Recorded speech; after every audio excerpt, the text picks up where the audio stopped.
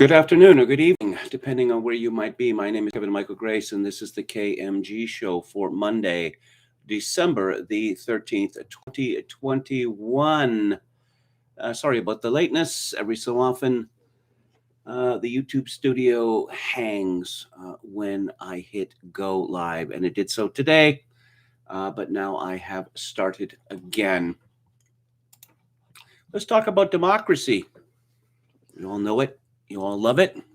Well, maybe you think you know what democracy is, but you probably don't. You probably think it means the power of the people. No, it means the right people holding power forever. This is a column by former U.S. Representative Ron Paul called Biden's Democracy Summit as a joke. And he discusses the online Summit for Democracy, which has just taken place, which claimed it would bring together leaders from government, civil society, and the private sector to set forth an affirmative agenda for democratic renewal and to tackle the greatest threats faced by democracies today through collective action, unquote. Paul comments, "What a joke. This is not about promoting democracy. It's really about undermining democracy worldwide with interventionist U.S. foreign policy. Yes, the conference is anti-democracy, not pro-democracy. The countries whose elected leaders do the bidding of the United States, disregarding the wishes of those who elected them, are to be favored with an invitation to this virtual event. The countries that pursue domestic and foreign policy that is independent from the demands of the U.S. State Department and CIA are not allowed into Washington's sandbox to play. Much of the world has seen through the pettiness of such an infantile approach. It is like the fairy tale of the emperor with no clothes. None of these sycophantic foreign leaders graced with an invitation to the banquet dare point out that the U.S. is in the business of undermining democracy overseas, not promoting it. Color revolutions, where elected governments are overthrown with U.S. backing, is about the only thing the U.S. exports these days. Ask the Ukrainians how their U.S.-backed overthrow in 2014 has worked out for them. Ask any victim of U.S. anti-democratic color revolutions about the U.S. commitment to democracy. For Washington, democracy means you elect who we tell you to elect." Ron Paul continues, "European Union member country is the only EU country not invited to participate in the Summit for Democracy, even though it has undeniably held fully democratic elections since the end of communism 30 years ago. There is no question that Hungary is a democratic country, but it is not invited to Biden's Summit for Democracy. Why? Because the Biden administration does not like Hungary's democracy. It does not like the fact that the Hungarian people have voted for a conservative government that occasionally pursues foreign and domestic policies at odds with the dictates of Foggy Bottom and Langley. The Biden administration does not like that Hungary resisted the mass invasion of refugees from countries and cultures absolutely alien to Hungary's history. Biden does not like the fact that Hungarians have voted time and time again for a conservative government that openly professes Christian values. But what they hate most is that when Washington says jump, Budapest doesn't always ask how high. It's a petty game that has already backfired, like all of Washington's idiotic interventionist initiatives. For example, in the Hungarian situation, Washington's childish snub of Hungary has meant that the rest of the European Union cannot participate in the summit as the EU. Washington's intervention overseas is always an own goal. Sanctioning Russia over phony Russiagate has resulted in more Russia-China cooperation. The U.S. tells Iran it must not sell oil anywhere, and similarly demonized China cuts a good deal for Iranian oil. It won't shock anyone that Russia and Iran, which both hold elections no less democratic than those in Ukraine, where opposition parties are outlawed and their leaders jailed, are not invited to Biden's little party. But no doubt their absence will be more than made up by North Macedonia, Suriname, and Micronesia. Democracy Summit, more like propaganda summit. What a joke. Representative Paul talks about color revolutions, and I'm reminded, not for the first time, when it comes to U.S. foreign policy, it's difficult to say where the U.S. government ends and George Soros begins, or vice versa. And as I was saying last week, it's been clear, I don't know, since around the 1990s, with no-fly zone in Iraq, that the United States regards the sovereignty of other nations as being conditional. That is to say, conditional on Washington's approval.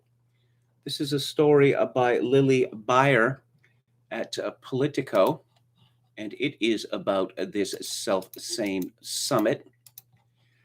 And it is called Biden Sees of a Snub Will Get Orban's Attention. The United States is trying to isolate Viktor Orban, but Hungary's prime minister might be too rogue to care. On Thursday and Friday, U.S. President Joe Biden will gather leaders. Yes, we know that. He invited rule of law troublemaker Poland.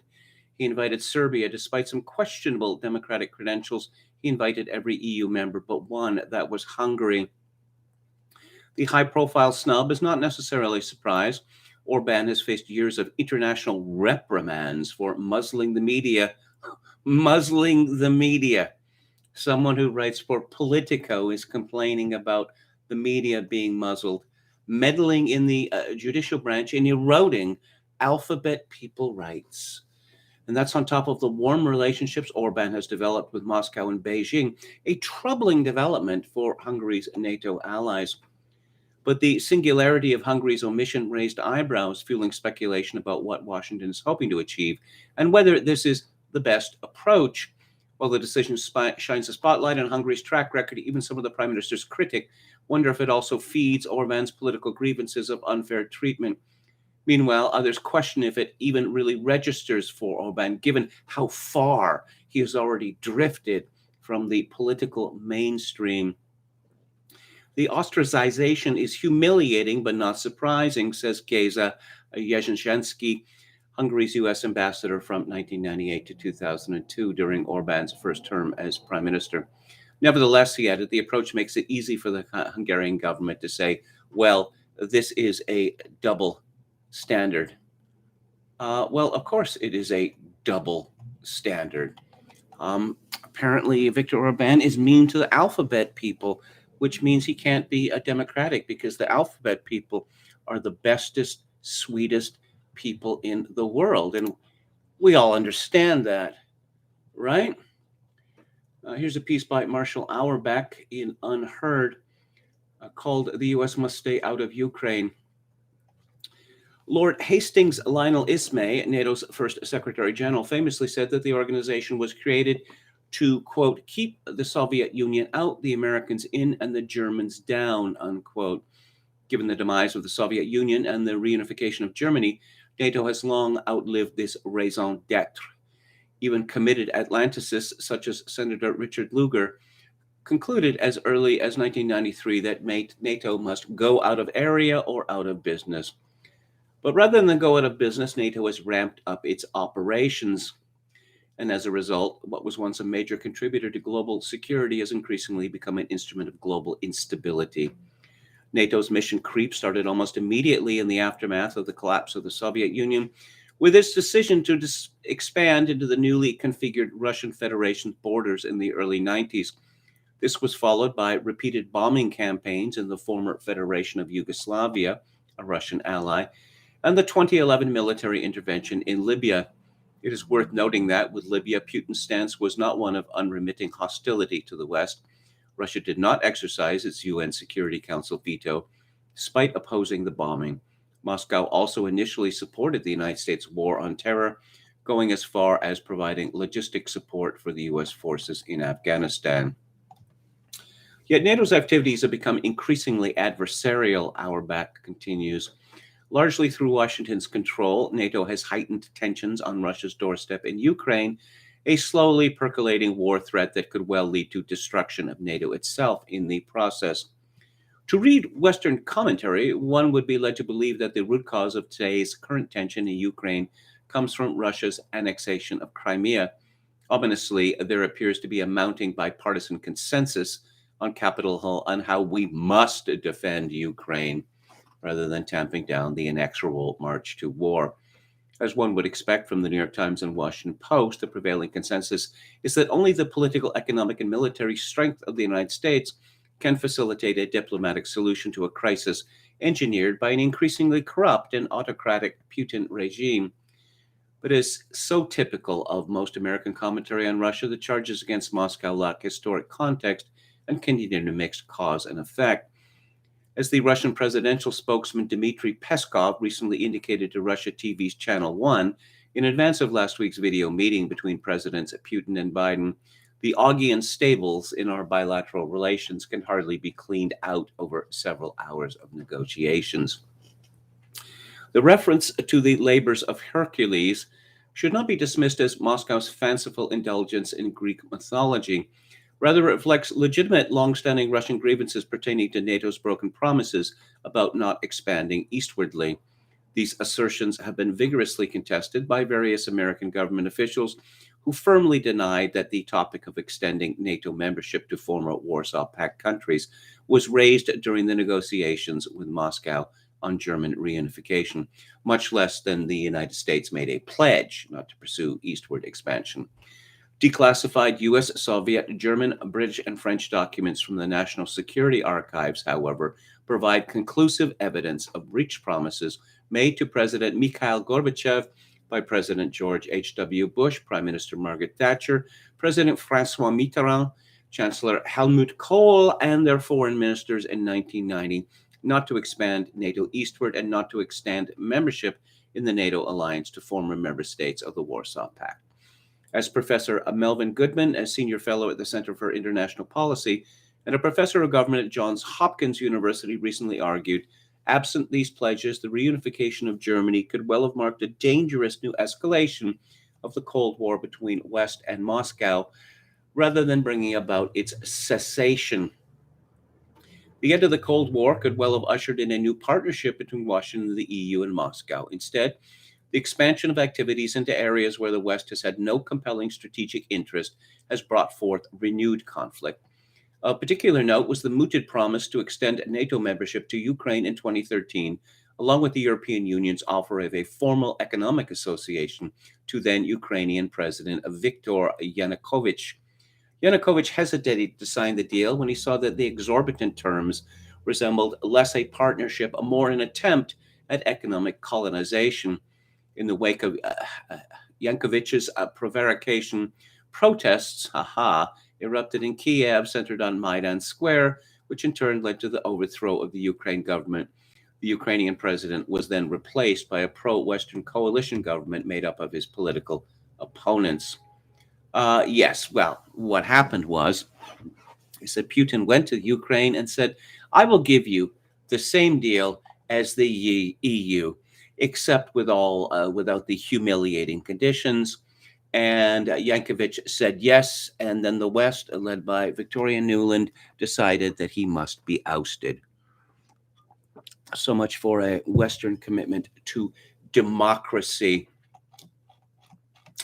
Why does NATO exist? Entropy. That's the reason why. Lots of people would lose high-paying jobs, and defense contractors would be miffed. It's really that simple. Let's go to the chat.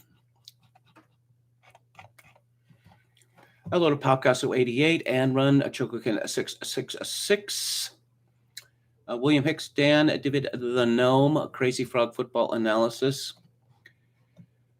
I heard that democracy is under threat, so I had to tune in, says David the Gnome. Yes, amusing. Palcasso88 says Ramsey Paul released 10 predictions for 2022. He thinks Biden will have a stroke and be removed via the 25th Amendment. For Kamala Harris? Yeah, I don't know about that.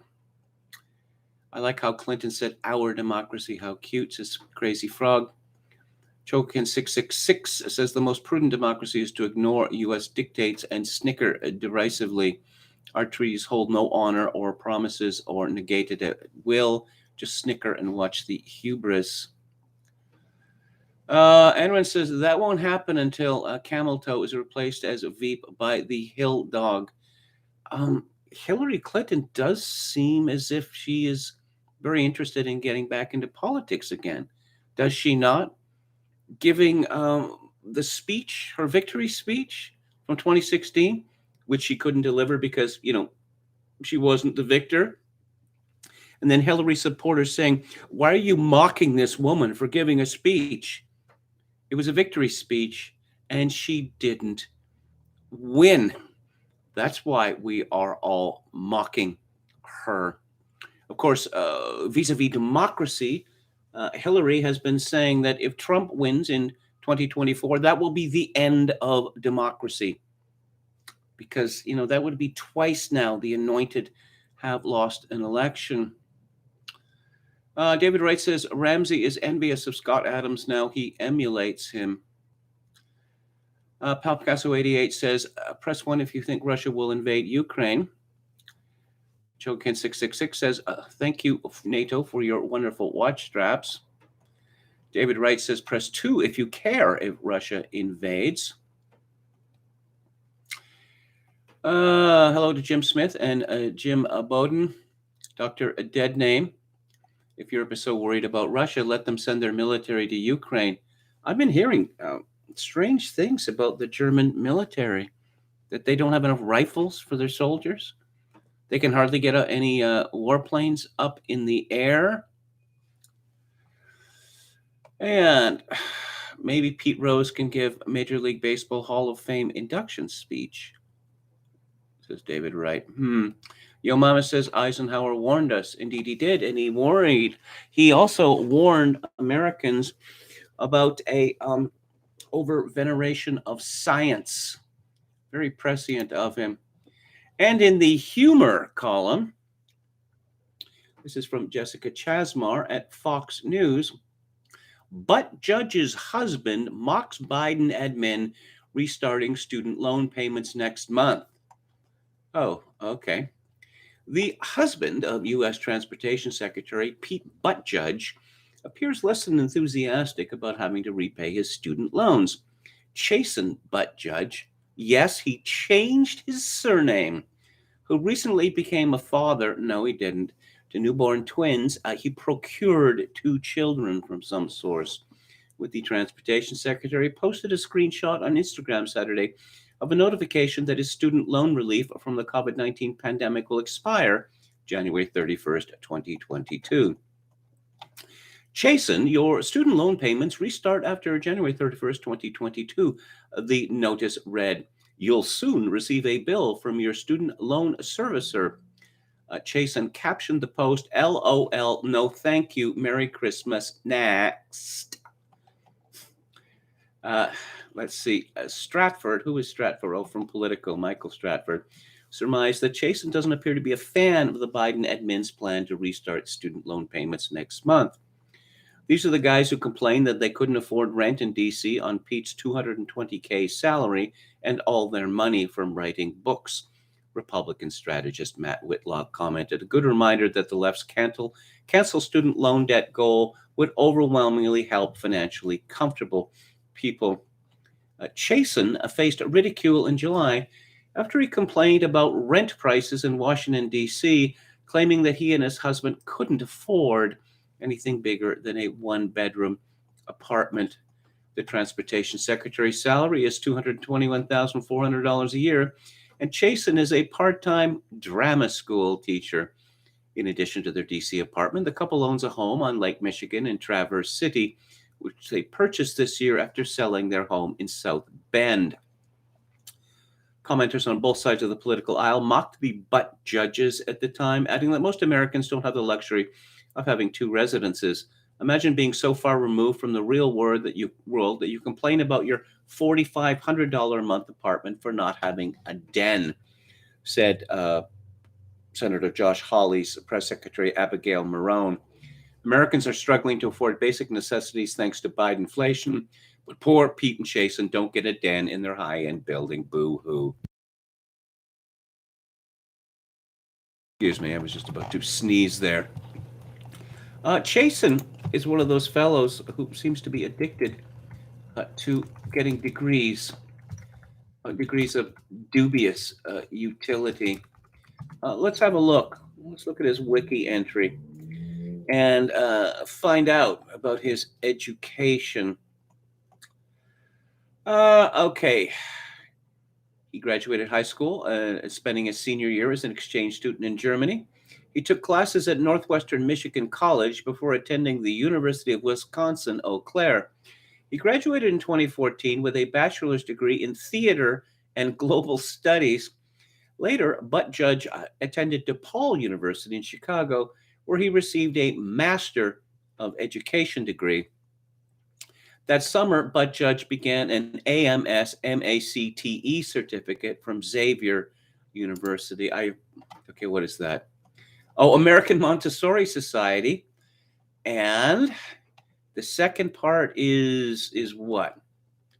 The second part is, it's more Montessori thing. Okay. He's part-time. He works part-time now. Jason Buttigieg does. I'm looking at a picture of Justin Trudeau giving a elbow bump to a person called Chrystia Freeland, who is our finance minister. Ridiculous column by Max Fawcett at the National Observer. Justin Trudeau can prove he's a feminist by passing the baton. Every so often, this myth arises that there are turns in politics. There are no turns in politics. Justin Trudeau has only been prime minister for 6 years.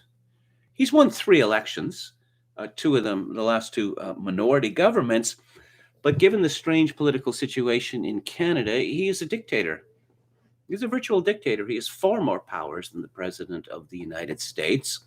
He is a proven quality as a politician. He is a winner.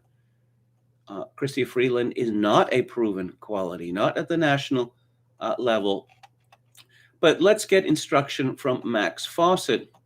For as long as he's been involved in federal politics, Justin Trudeau has made it clear he's a proud feminist. That stance has informed everything from the gender balance in his cabinet to policies like increasing paid leave for victims of family violence and the landmark new National Child Care Program, because nothing says feminism like having your children raised by strangers. But if he wants to cement his legacy as Canada's first openly feminist prime minister, he's going to have to do something much more dramatic. Step down. Oh, I don't know, Max Fawcett. Why don't you step down from your perch and insist that a woman, preferably a woman of color, preferably an alphabet people woman of color, takes your job writing columns? Come on, lead by example, Max Fawcett. He continues, as no secret finance minister, Chrystia Freeland is well positioned to take Trudeau's job when it comes for his proverbial walk in the snow. That's a reference to his father when he resigned in 1984. But it's the timing of that walk that will determine whether he actually positions the next leader of the Liberal Party of Canada for success or sets them up. Does he mean her? For the same kind of failure that Kim Campbell experienced in 1993. And if Canada's second female prime minister is forced to wear the failures of a male predecessor the way the first one did, it will mean Trudeau's good words about feminism were more about branding than relief. Well, looking back to Kim Campbell, and I have this running joke that I tell younger people about Kim Campbell, and we had a female prime minister. No, we didn't. Well, what about Kim Campbell? You just made her up. There's no such person as Kim Campbell. And everything you're telling me about this woman just further convinces me that you're trolling me. Brian Mulroney was a real feminist, Canada's first feminist prime minister, and he was determined to be succeeded by a woman. And he took an obscure, how would you say, not particularly accomplished and bumptious young woman called Kim Campbell, and let it be known that she was going to succeed him. And any of the Tory heavyweights were wasting their time running against her. And eventually, a fellow named Jean Charest had to be begged to be the sacrificial victim in the leadership campaign. And Kim Campbell was so bad at politics that if the leadership campaign had gone on for another week, she would have lost. The Conservative Party had elected 169 MPs under Mulroney in the previous election. Under Kim Campbell, they were reduced to 2. For years, the media had just been telling us, oh, Kim Campbell, oh, she's so smart. She's just so very smart. She's just the smartiest of smarties. This is the same woman who complained vociferously about not being offered a job in the Slavonic Studies department. Well, she didn't have a PhD, did she? And since the 1970s, even sessional lecturers have been required to have PhDs. She said she posed, not an attractive woman, Kim Campbell, okay? But we were bullied into, oh, yeah, so very sexy, that Kim Campbell. Ugh. And she posed naked, that was the story, holding up her gown, her lawyer's gown. Ooh, Kim Campbell, just embarrassing to be reminded of this. She really thought she was an intellectual, you know, and she made a whole host of bizarre statements, such as elections are not the time to discuss policy and the like. And of course, famously, Brian Mulroney had won 2 consecutive majority governments, and conservatives don't do that in my country. And Kim Campbell, no, I don't want Brian Mulroney's people running my campaign. Oh, yeah, you wouldn't want them because they know how to win. And of course, it all ended in tears. But Kim has done very, very well for herself. Because here's how it works in my country. If you ever achieve any kind of position in central Canada, any kind of a position, where people would notice you, you can live off that for the rest of your life. Canada's ruling class does not fail to look after its own. So yes. But wait, there are other prominent women who could do the job. Defense Minister Anita Anand, who? Foreign Affairs Minister Melanie Joly. I have to say this in Melanie Joly's favor, Joly in name, Joly in nature, and those who used to be in his cabinet, like Catherine McKenna. But if and when he steps down, he should make it abundantly clear his successor can't be another man in what has been for the Liberal Party of Canada an unbroken line. Why? Again, the Liberal Party was stupid enough to push Jean Chrétien out. All Jean Chrétien did was win because it was Paul Martin's turn. No turns in politics. Chrystia Freeland, besides her bizarre obsession with her Nazi grandfather and her hatred of Russia as a result of this, she has this absurd little girl's voice. She sounds like she's 8 years old, and she doesn't know how to dress as an adult woman. She wears these absurdly too tight clothing with skirts that are far too short, especially considering her stocky physique. And it is very amusing whenever she's photographed, walking down the street, that her clothes are looking to make a getaway from her. But I don't know. The elite seems to have decided she will be next, so perhaps there's no escape. South Korea doesn't seem to want to exist anymore. This is a story by Raphael Rashid at The Guardian.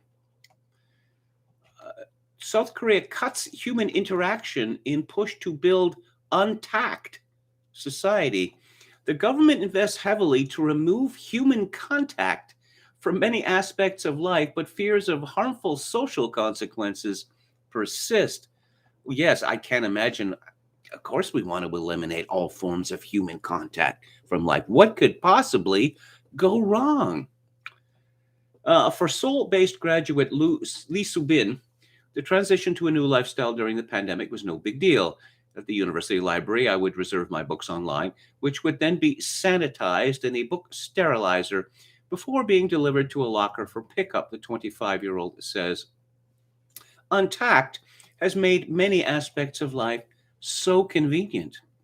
Introduced in 2020, untact is a South Korean government policy that aims to spur economic growth by removing layers of human interaction from society. It gathered pace during the pandemic and is expanding rapidly across sectors from healthcare to business and entertainment. The push to create contactless services is designed to increase productivity and cut bureaucracy, but has also fueled concerns about the potential social consequences. Choi Jong-ryul, a sociology professor at KMG University, says that while there are advantages to developing an untact society, it also threatens social solidarity and may end up isolating individuals. You think so? If more people lose the feeling of contact due to lack of face to face interaction, society will encounter a fundamental crisis, Choi says. In everyday life, small changes brought about by untact are becoming increasingly noticeable. Robots brew coffee and bring beverages to tables in cafes. A robotic arm batters fries and chickens to perfection.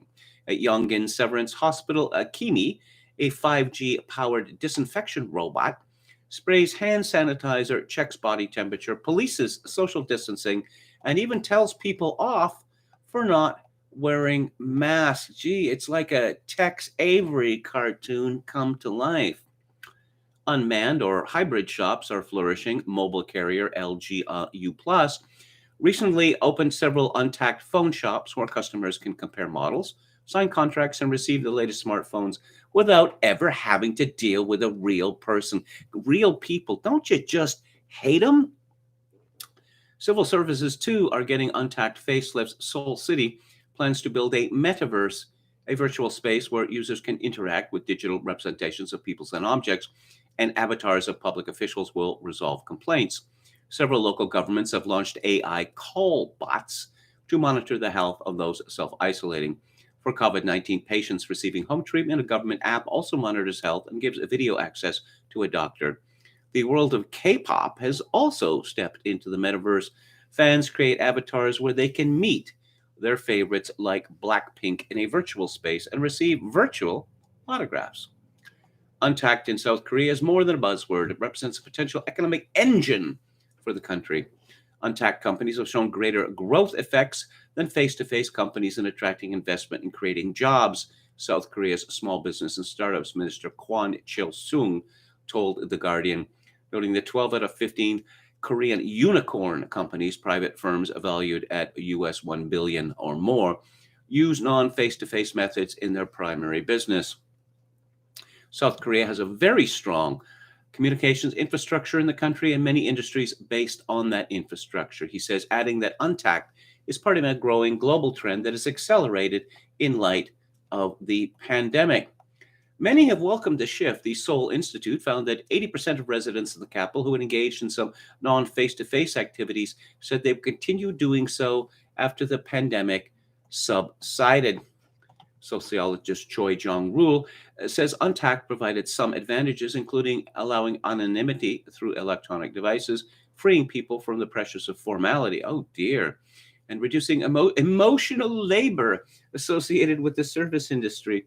The latter problem is particularly acute in South Korea, where customer service is highly valued, hierarchical structures persist, and abusive behavior by those in positions of power, known as gapjil, is commonplace. But concerns over feelings of loneliness and social fragmentation remain.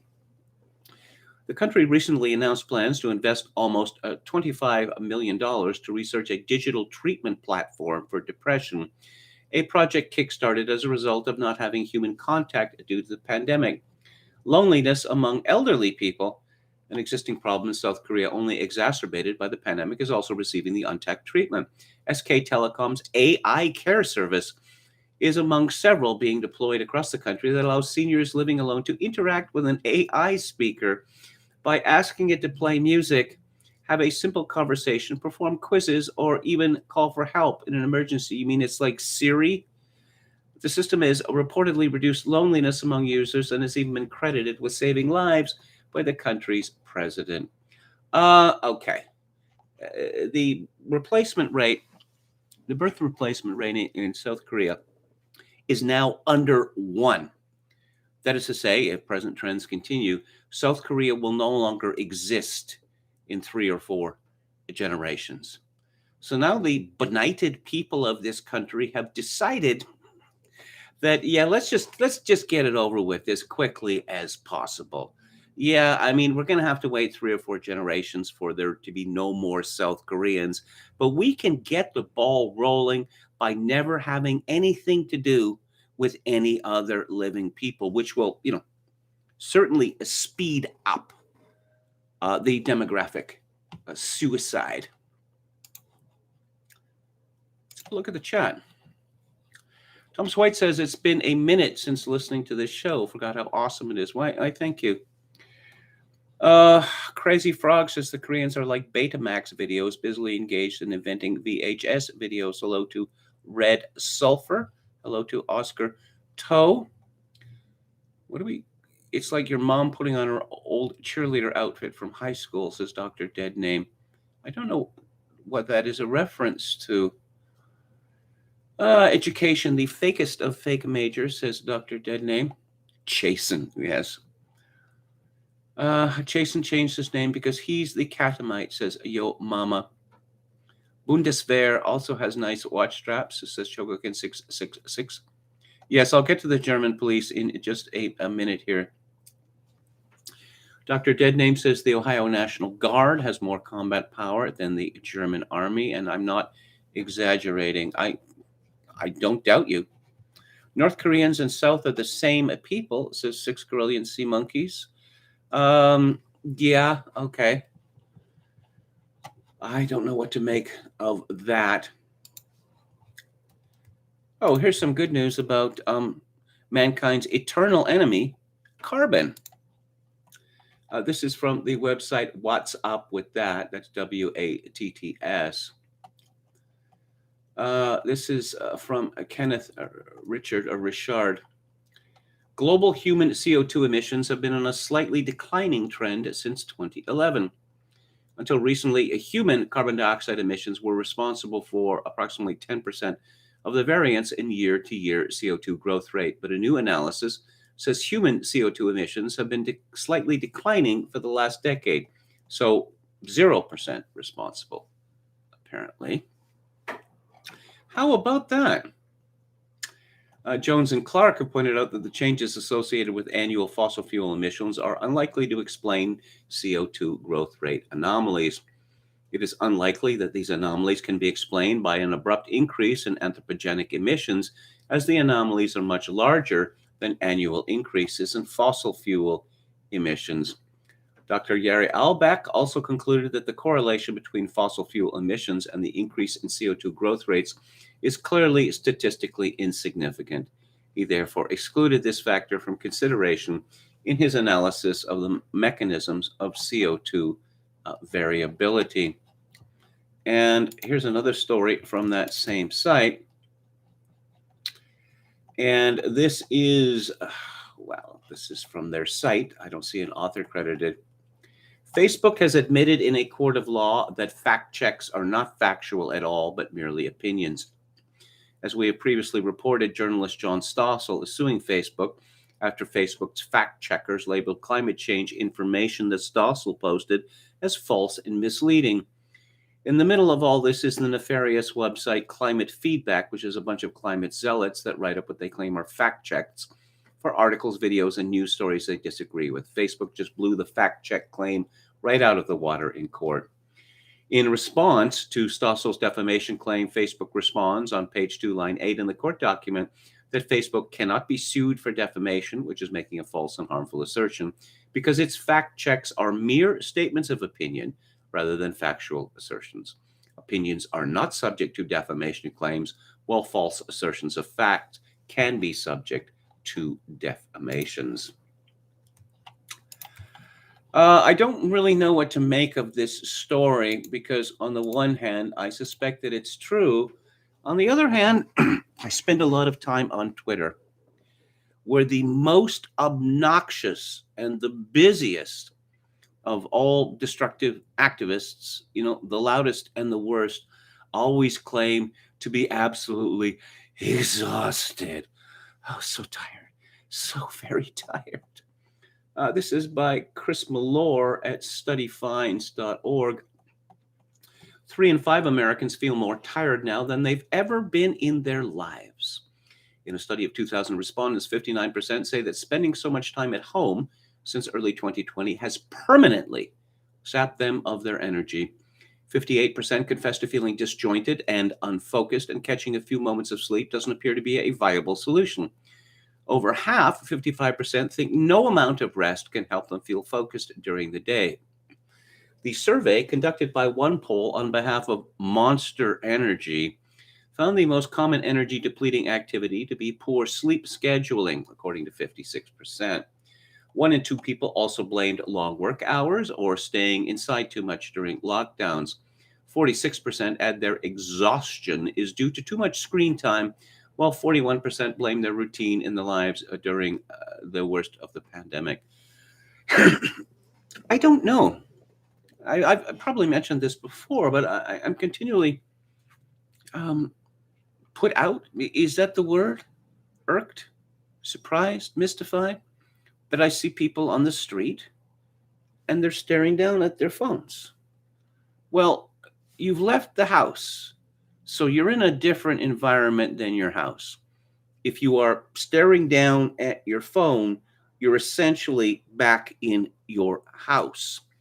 Why not, take advantage of this change of environment? Take a look at the buildings. You could actually pay attention to the people on the street. That sort of thing. But you might be missing something. Ooh, there could be something that you're missing. According to 1 in 3 respondents working from home, 34%, many of the activities they used to keep their energy levels up are no longer possible. Nearly 7 in 10, 69%, even claim that working from home has messed with their sleep schedule. Well, that doesn't surprise me.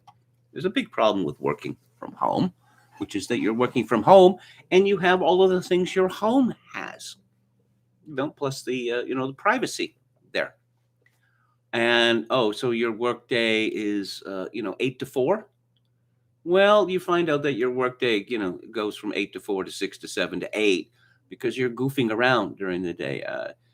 The advice columnist Miss Manners wrote about this decades ago. This has become a serious problem, that it has become increasingly difficult to distinguish between work and personal life because they both bleed into each other. When respondents begin to feel that dreaded energy dip, usually around 1:04 p.m., strangely specific, 64% will reach for drinks that contain caffeine. Yes, give them a boost in focus and productivity. Working from home has become the new normal for many of us. As a spokesperson for Monster Energy, it seems like just about everyone we talk to is feeling a little tired and unfocused while they've been working from home. Video conferences have also contributed to the global energy drain, as 3 in 5 respondents find them to be even more exhausting than in-person meetings. Many also seem to miss the energy boost from physically being in the office. Nearly half the poll believe spontaneous conversations with coworkers really help to keep them upbeat and alert. Well, I'll tell you, so I've worked in offices and I've worked at home, as a journalist. And I found that working from home exacerbates paranoia. If you're in an office, you get a pretty good idea of what your coworkers and your bosses think of you. I remember when I was freelancing for Alberta Report, I would come in every week to get my check and to pick up a copy of the magazine, and I'd see the full-time reporters talking amongst themselves, and I thought, are they talking about me? Are they talking about me? Am I going to be sacked? If I see my editor, again talking to someone, he's talking about me, isn't he? I'm going to get sacked. So yes, I think that's a big disadvantage to working remotely. Let's talk about heroes. And you know what the best kind of hero is? The kind of hero who says, I'm just not going to do that anymore. I'm too exhausted. I got to look after my mental health. And so, with that in mind, Time magazine has put Simone Biles on the cover in a story written by noted wordsmith Serena Williams. Mary Harrington in Unheard writes the post-truth era has come for the principle of open competition. More than 40 camels have been banned from a beauty contest in Saudi Arabia after their owners were discovered to have used Botox, fillers, and even facelifts to enhance their features. And if medical technology is complicating even the question of what constitutes a natural camel physiognomy, it's creating worse ripples still in the field of elite sport. At the University of Pennsylvania, Leah Thomas, a college swimmer who competed for 3 seasons as a male, is causing uproar since identifying as a woman and joining the women's team. Since making the switch, Thomas has smashed a series of all-time records for the UPenn team, prompting a teammate to speak out. This teammate, who insisted on anonymity for fear of repercussions, asserts that everyone feels obliged to pretend that the presence of a male on their swim team is fine. When the whole team is together, we have to be like, oh my gosh, go Leah, that's great, you're amazing. It's very fake, she said. In private, though, she reports that the whole team has complained to their coach, but he doesn't care. Our coach, Mike Schnurr, just really likes winning.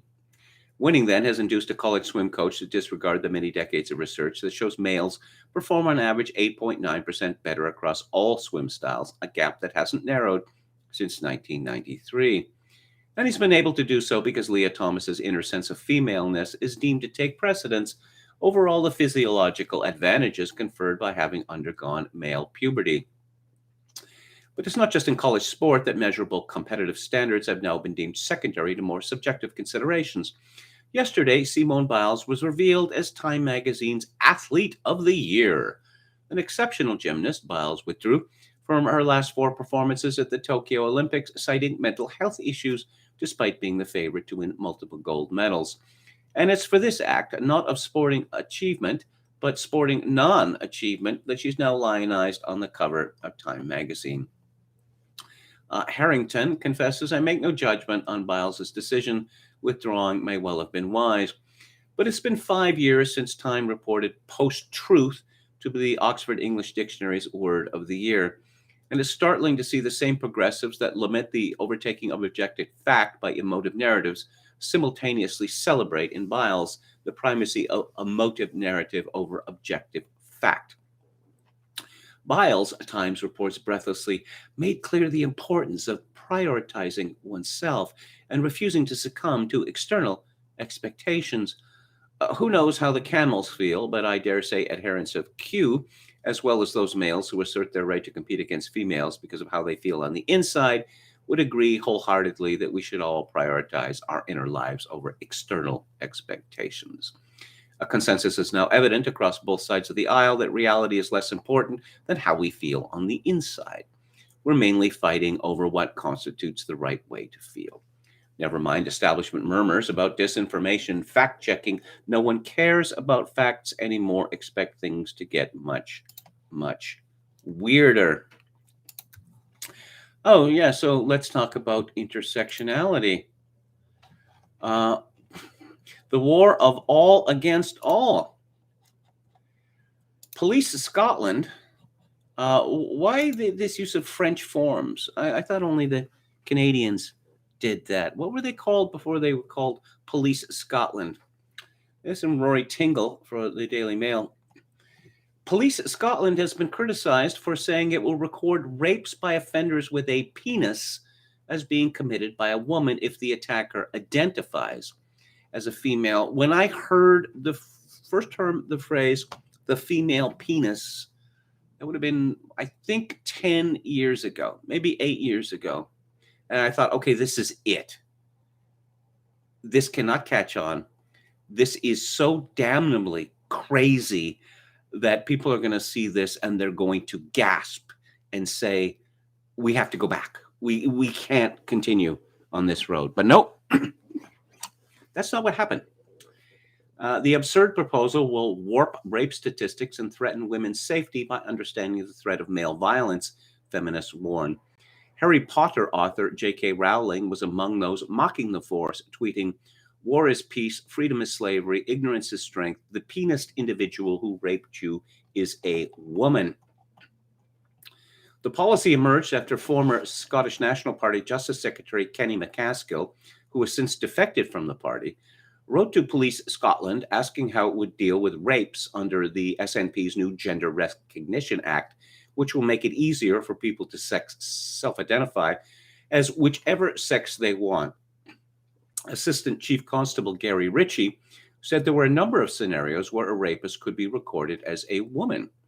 They included, quote, where a person born male but who identifies as a female and does not have a full gender recognition certificate and then commits rape, unquote. The Sexual Offences Scotland Act 2009 defines rape as non-consensual penetration with a penis.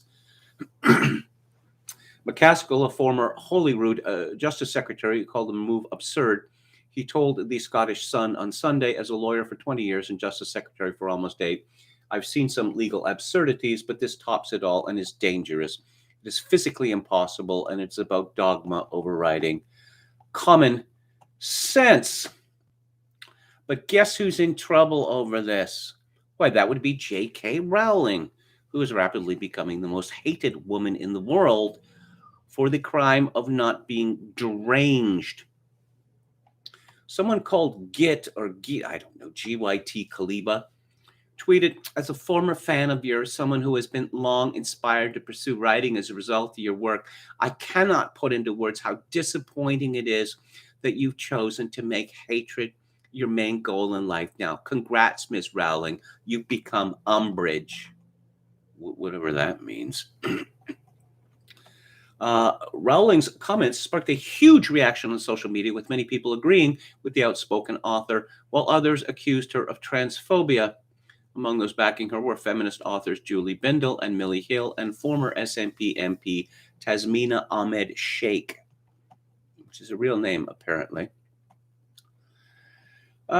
Yes, and more on that. I saw pictures of this writer called Noah Berlatsky some months ago, I think for the first time, maybe last year.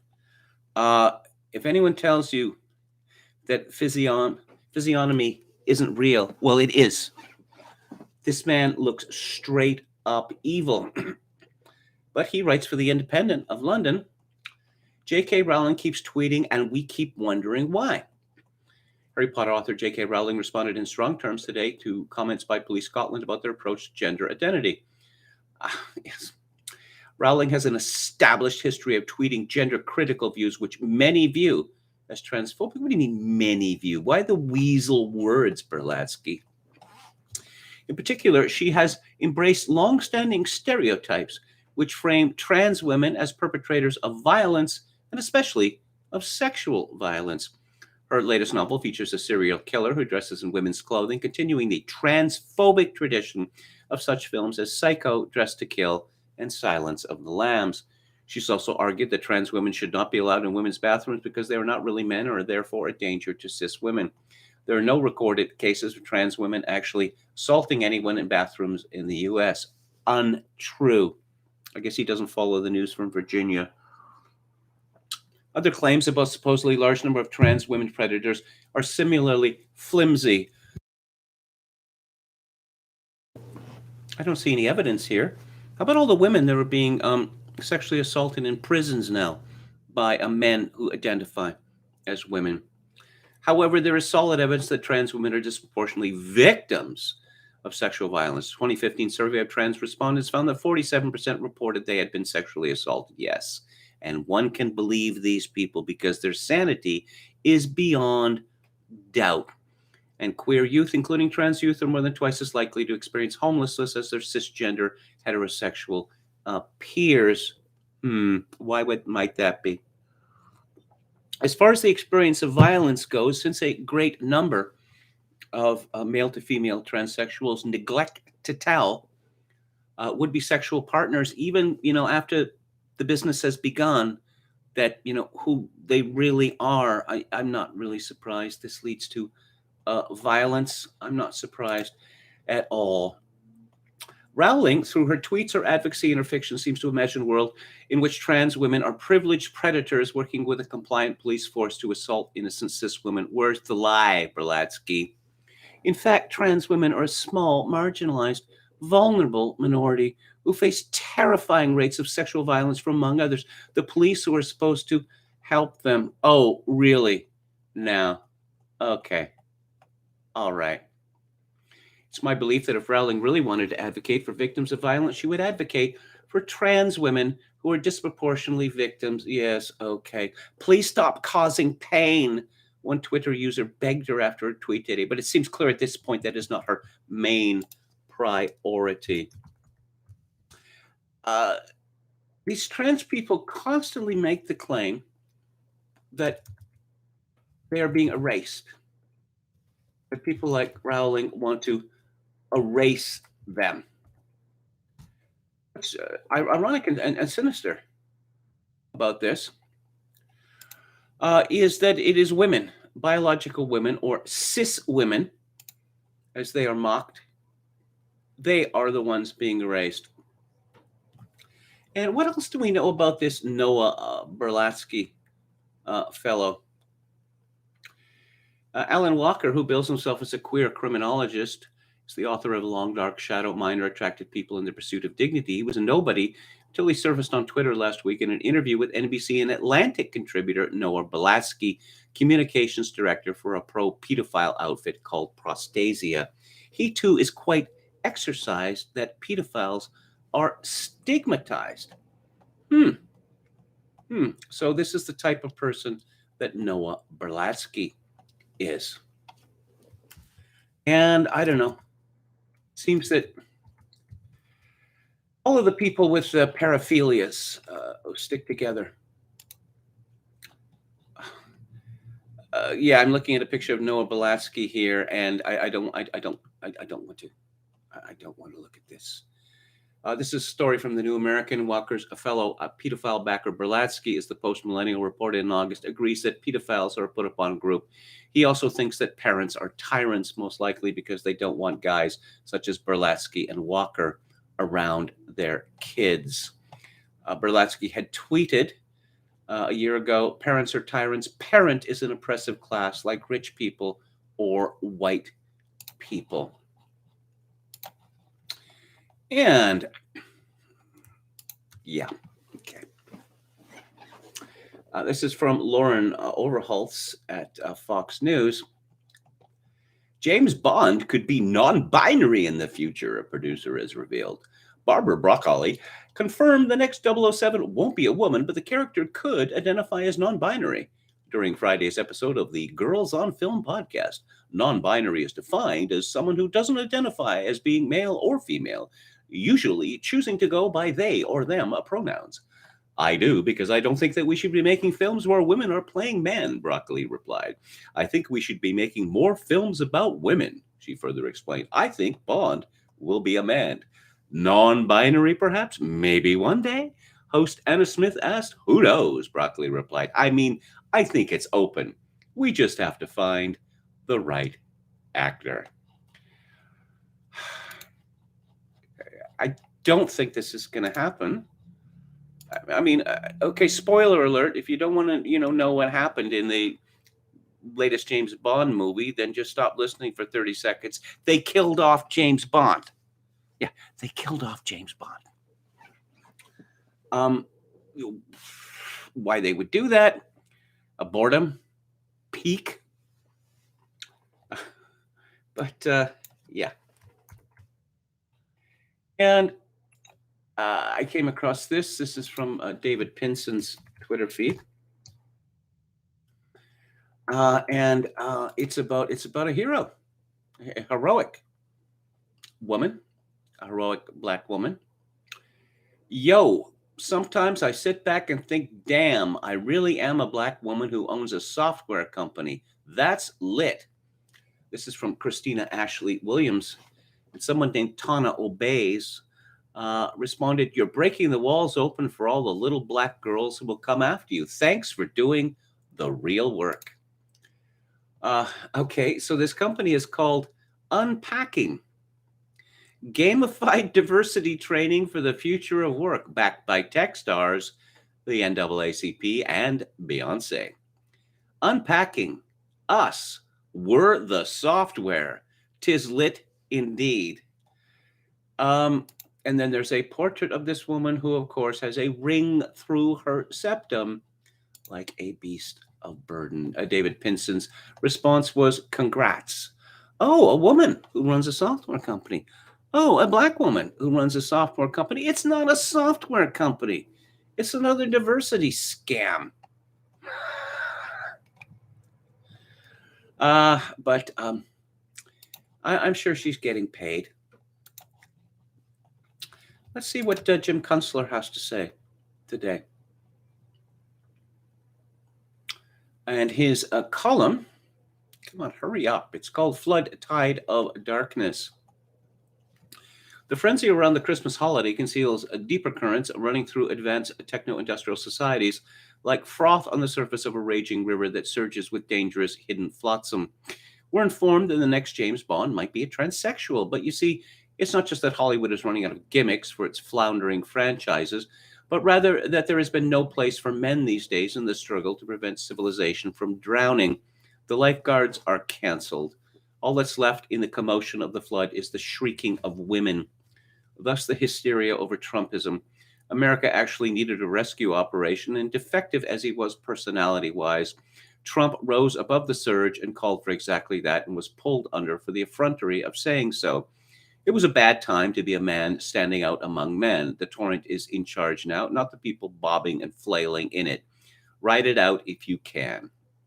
By and by, the flood will subside, and the survivors will be cast back on shore. The shrieking women will also subside because the men will tell them to cut it out. And then the men and women will go forth reconstructing the human project here in North America. The landscape will not look the same, and we will not act like we did before when we were just carried along helplessly in the flood. There will be fewer of us. All the giant things too large to save themselves, the corporations, institutions, and agencies will be swept away, but we'll be back on dry land with a lot of debris to sort through, some of it useful for rebuilding a way of life. We'll be too busy for any more shrieking and hand-wringing, and crybabies will get whapped upside their heads. This is what you can expect in the decade ahead. For the moment, everything is just froth and noise, and most everybody is in too much of a panic to make sense. Humans don't do well without sense-making. What makes sense is having a roof over your head, something to eat, some purposeful activities to provide these things, some other people to exist with and care for. Yes, unlike, say, in South Korea. And some ceremonies to honor our efforts and declare our gratitude for being here in the first place. Christmas, most of us understand, is much about the world descending into the cyclical darkness as it is about the birth of a religious figure who signifies our recognition of the very light that makes darkness visible. You also understand, of course, that demons and monsters dwell in the darkness, that they spawn in it. This year, the darkness seems darker than any darkness we remember, and so we may be astonished when the light returns to our world. Eventually, we'll memorialize the monsters, and they will frighten children for generations to come. I know it's hard to even imagine generations to come at this moment in history. Kunstler continues, there is even some question whether human beings will be able to reproduce after the dastardly things we've done to our own chemistry. But this isn't the end of us, not yet anyway. Let's act as if it's not, at least. We don't know for sure where our story goes from here, but we have some say in it depending on what we do. Just knowing that there is a difference between storytelling and story making is a good start in rediscovering what men are for. One thing men are responsible for is bringing order to the world. They don't always succeed, but it must be their duty to make the effort, and it's not wise to distract them with histrionics when they attempt to do that, or shame them for trying.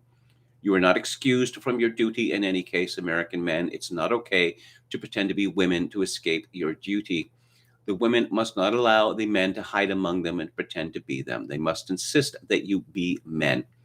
One of your duties as men is to oppose false realities to preserve meaning, and you do that first by insisting on being upright yourself and speaking of things as they really are, so that you can do with them what you must. And this is the meaning of authority, which has been submerged in the flood we're riding on, this flood of false realities, drowning the meaning of everything. Jim Kunstler concludes, I know this makes for a harsh Christmas. It is where we happen to be, the flood tide of darkness. Do what you can with it, knowing that it marks some kind of turning. I promise you, the light is coming.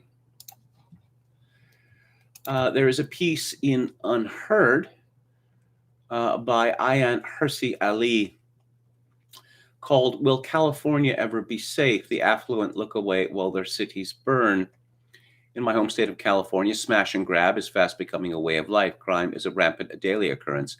Just this week, 2 of my close friends were robbed near San Francisco. One owns a popular restaurant. The front door was destroyed and the cash register robbed. The other was renting a car, the entire rear window of which was smashed to bits and the contents swiped. So common is this sort of looting and thievery that when he returned the rental car, he noticed that the car company's lot was full of vehicles with broken windows. Since November, throughout California, thousands of dollars have been stolen from stores, including Apple, CVS, Louis Vuitton, and Burberry. In San Jose, over $40,000 worth of inventory was stolen from Lululemon before the robbers escaped in a getaway car. In Carmel, by the sea last week, thieves wielding sledgehammers broke into a high-end jewelry store, smashing, grabbing, and then fleeing. Right before Thanksgiving, 80 individuals rushed to Nordstrom in the Bay Area to participate in what authorities called organized theft. Cannabis dispensaries are another favorite target. Jamie McBride, the head of the union representing Los Angeles Police Department officers, told to tourists last week, quote, "We can't guarantee your safety. It is really, really out of control. I said it to people before. It's like that movie Purge. But instead of 24 hours to commit your crime, these people have 365 days to commit whatever they want," unquote. I was taken by a comment on this article. And yes, Californians, they don't like California anymore. They are leaving. And a person commented, okay, don't bring your California way of thinking to where the rest of us live. And I believe Colorado was mentioned in this respect. And it doesn't, they don't seem to have learned anything from their experience. Maybe it's a question of, magic dirt. The California just doesn't have the magic dirt anymore. David, the comment to which I was referring seems to have disappeared, but there is a response to it. The same thing's happening in the UK. People who voted Green and ruined Brighton now fleeing the mess they created to lose and doing the same thing there. They act like terrorists who move from prison cell to prison cell, smearing each one with their own excrement. I really didn't know that Brighton had become so very unpleasant. And what to do with the vaccine hesitant? Well, Neil Mackay, or Mackay, of the Glasgow Herald, has an idea, and it is not pretty. He is furious. The anti-vaxxers, anti-maskers, and COVID deniers are some of the worst among us. They are gradations in their wickedness and stupidity, of course, but this grotesque band all share a few central traits. They're extending the pandemic and destroying the NHS. They're killing people and putting all our lives at risk. They're limiting our freedoms and liberty, and they're ruining the economy.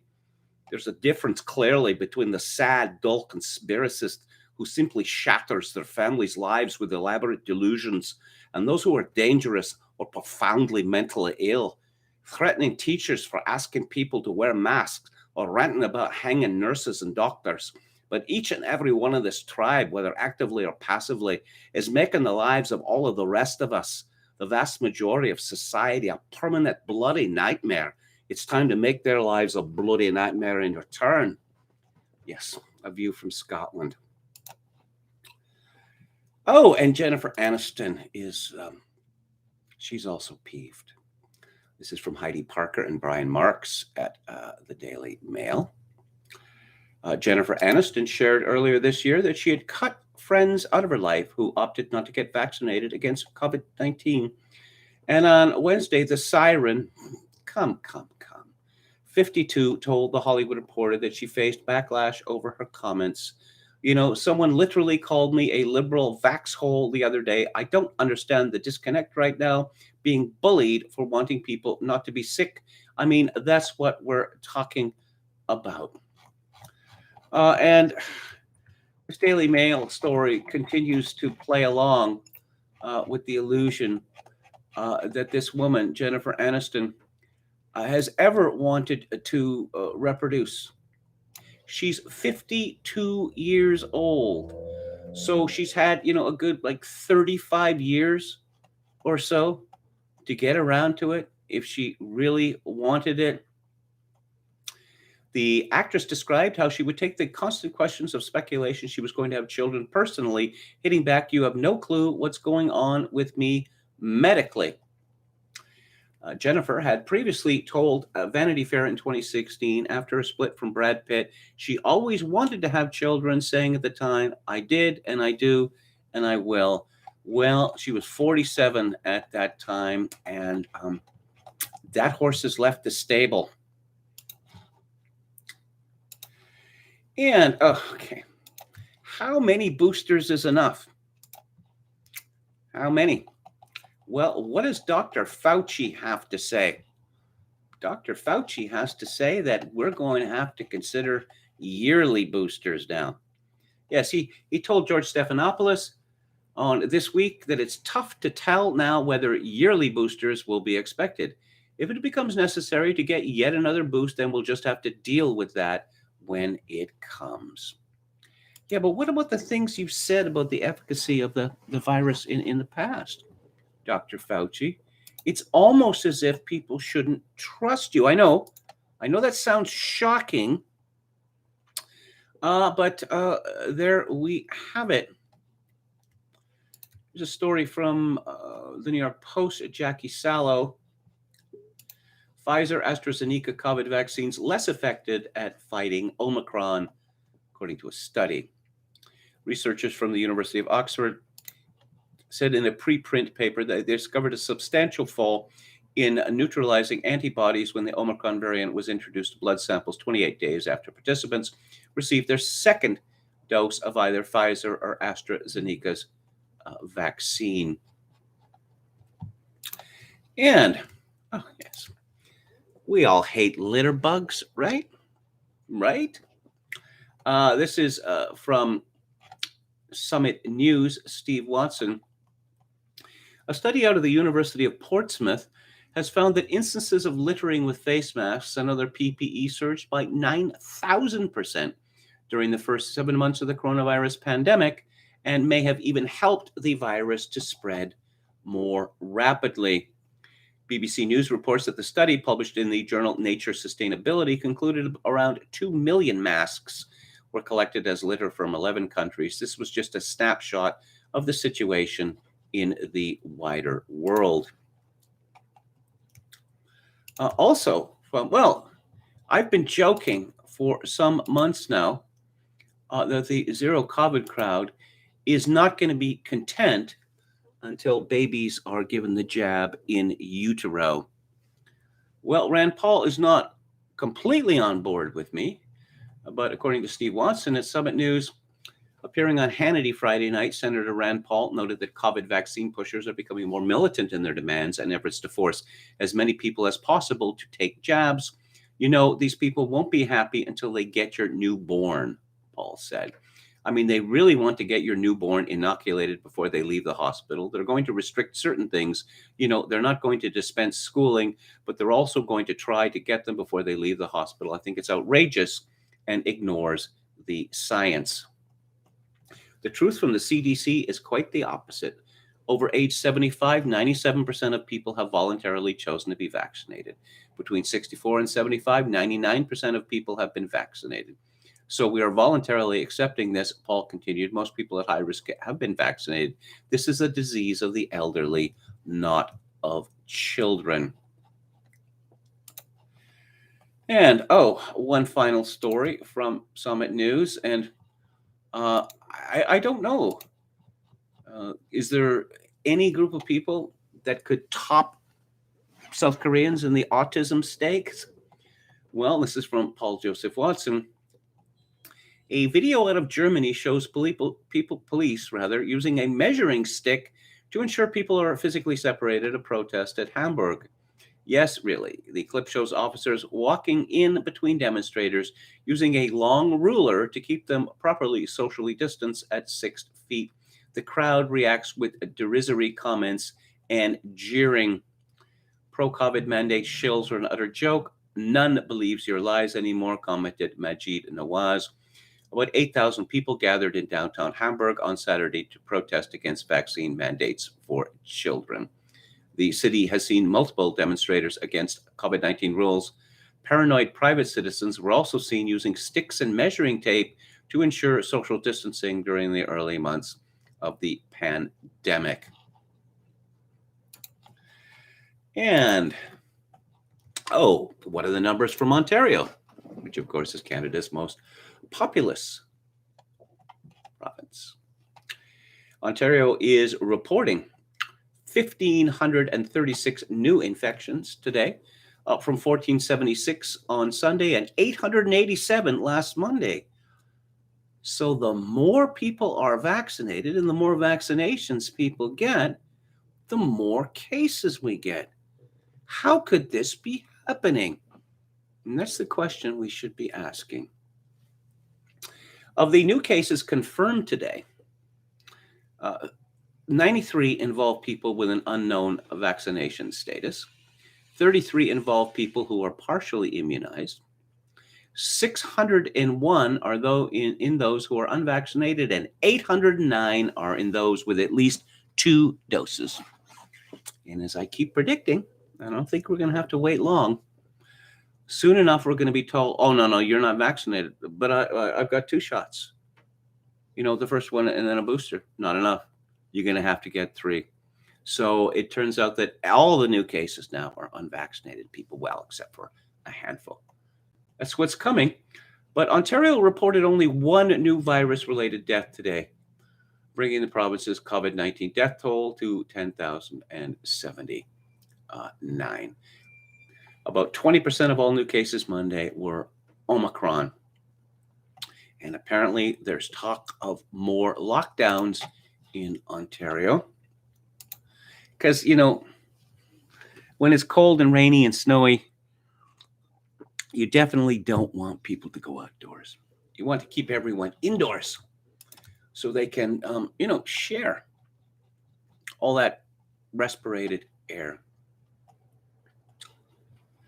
And William Briggs, statistician to the stars, and I should mention his new book, Everything You Believe Is Wrong. He talks about an essay that I discussed last week, Michael Anton's New Criterion essay, Unprecedented. He comments, if you are time limited, read his essay and skip this post. The second stage is diagnosis. The first stage in disease identification is noticing symptoms and their extent. The second stage is diagnosis, the formal step of fitting the symptoms to a known malady or in naming a new one as yet unknown if the symptoms don't fit. This is tricky because many different maladies share symptoms. What changes are the intensity and timing of the symptoms and the history of the entity under examination and so forth. With the malady identified, rightly or wrongly, the next step is prognosis. Either in the face of a treatment or treatments or in considering the disease's natural progression, Anton and none of us hasn't quite made the diagnosis, making intelligent prognosis near impossible. The diagnosis is difficult and is yet incomplete because, as Anton demonstrates through multiple indisputable examples, our symptoms are unprecedented, not just as a group, but many historically have never been seen singly. Not only that, but it's not clear he has nailed every symptom. Anton at least misses the geographic extent of the disease. It is not everywhere, but it is global. It is perhaps worst here, though. Here are some of the symptoms that Anton sees. A ruling class that rejects as hateful assimilation of newcomers, open borders with rulers complicit in replacing the native population, while simultaneously denying and boasting of their complicity, open hatred of whites, especially from theory-addled credentialed whites, and their continual scapegoating of whites. You will never find a more perfect example of blind self-hatred than this, pandering to non-whites, especially to blacks, as official policy. More symptoms. We're in a kind of hybrid corporate administrative oligarchy, which I call expertocracy. Our ruling class is rich and rapacious, rich because rapacious, and eager to be richer still by taking what little you have left. All in authority, from the lowest adjunct professor to senators, tout and cheer the oligarchy. People believe themselves gods and can change sex on a whim. Marriage is also a whim. Whims are magic. The regime promotes every imaginable historic form of degeneracy and then invents new ones undreamt of by Caligula the Borgias or Catherine the Great. This degeneracy is forced on the populace. They are coerced into saying what's good is bad and what's bad is good. We have a cult of ugliness, not just the buildings, but the art, the literature, the music, almost everything. This, as Anton hesitates to say, but I'm happy to shout, extends to people.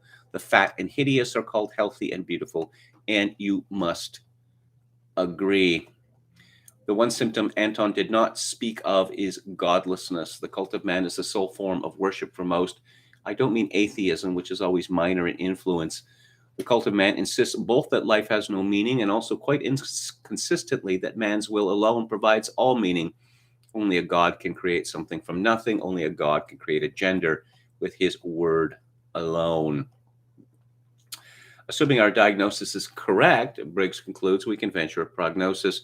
First, no cure is coming short of divine intervention. We are left with guessing the natural progression of the disease. I am not sanguine.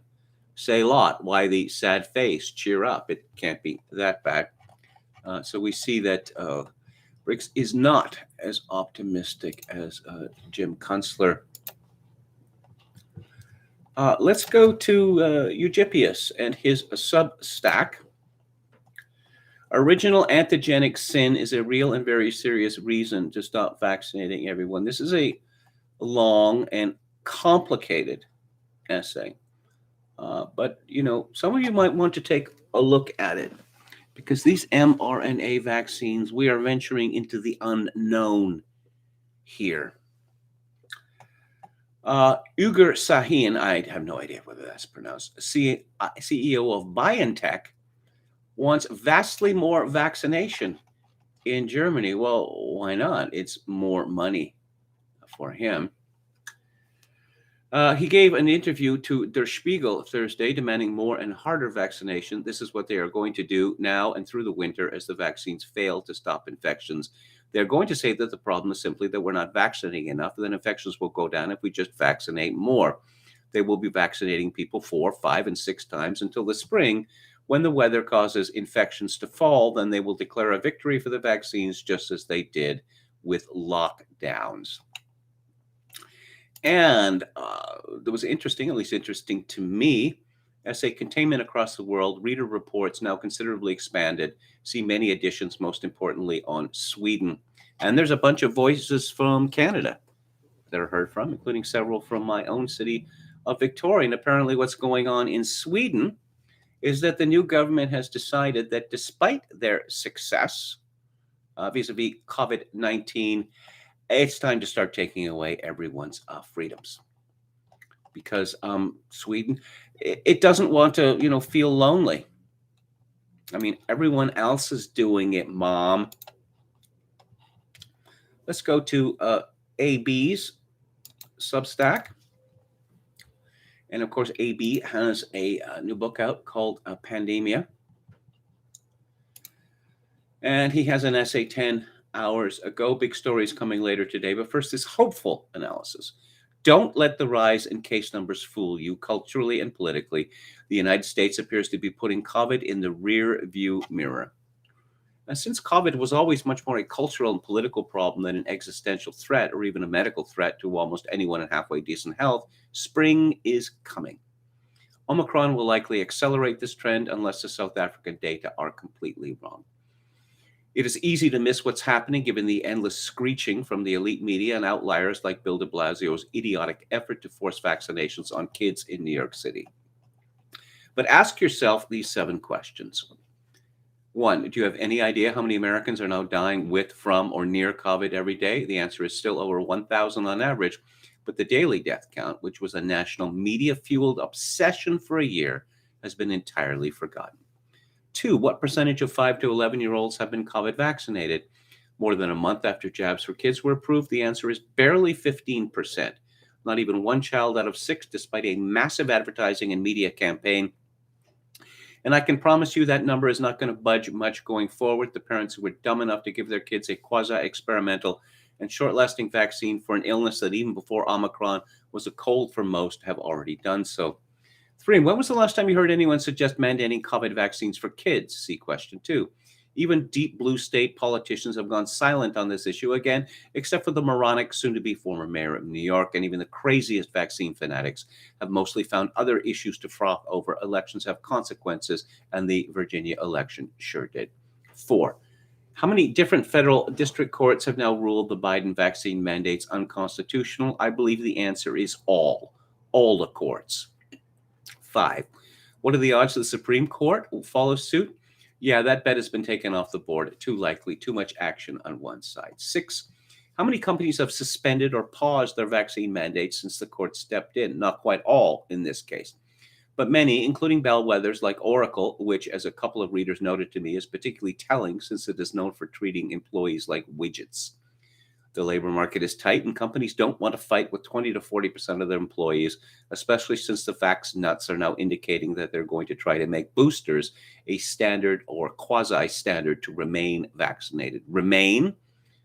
Vaccination, by definition, should be a permanent or at least semi-permanent, as in lasting a decade or more condition. 7, speaking of boosters, do you know anyone who actually believes the public health authority media attempt to rewrite history and pretend that boosters within 6 months of vaccination were planned? Here's the thing about the booster. I don't think the booster will work. I think it will fade within 6 to 8 months. The Israelis are 4 months in, and they are clearly concerned, even though cases haven't actually spiked yet. But in the unlikely event it does work, great. No one will need a 4th shot. And in the much more likely event it doesn't, we have already seen exponential decay and willingness to take a 3rd shot, and that will surely continue to the 4th, especially as side effects continue to pile up.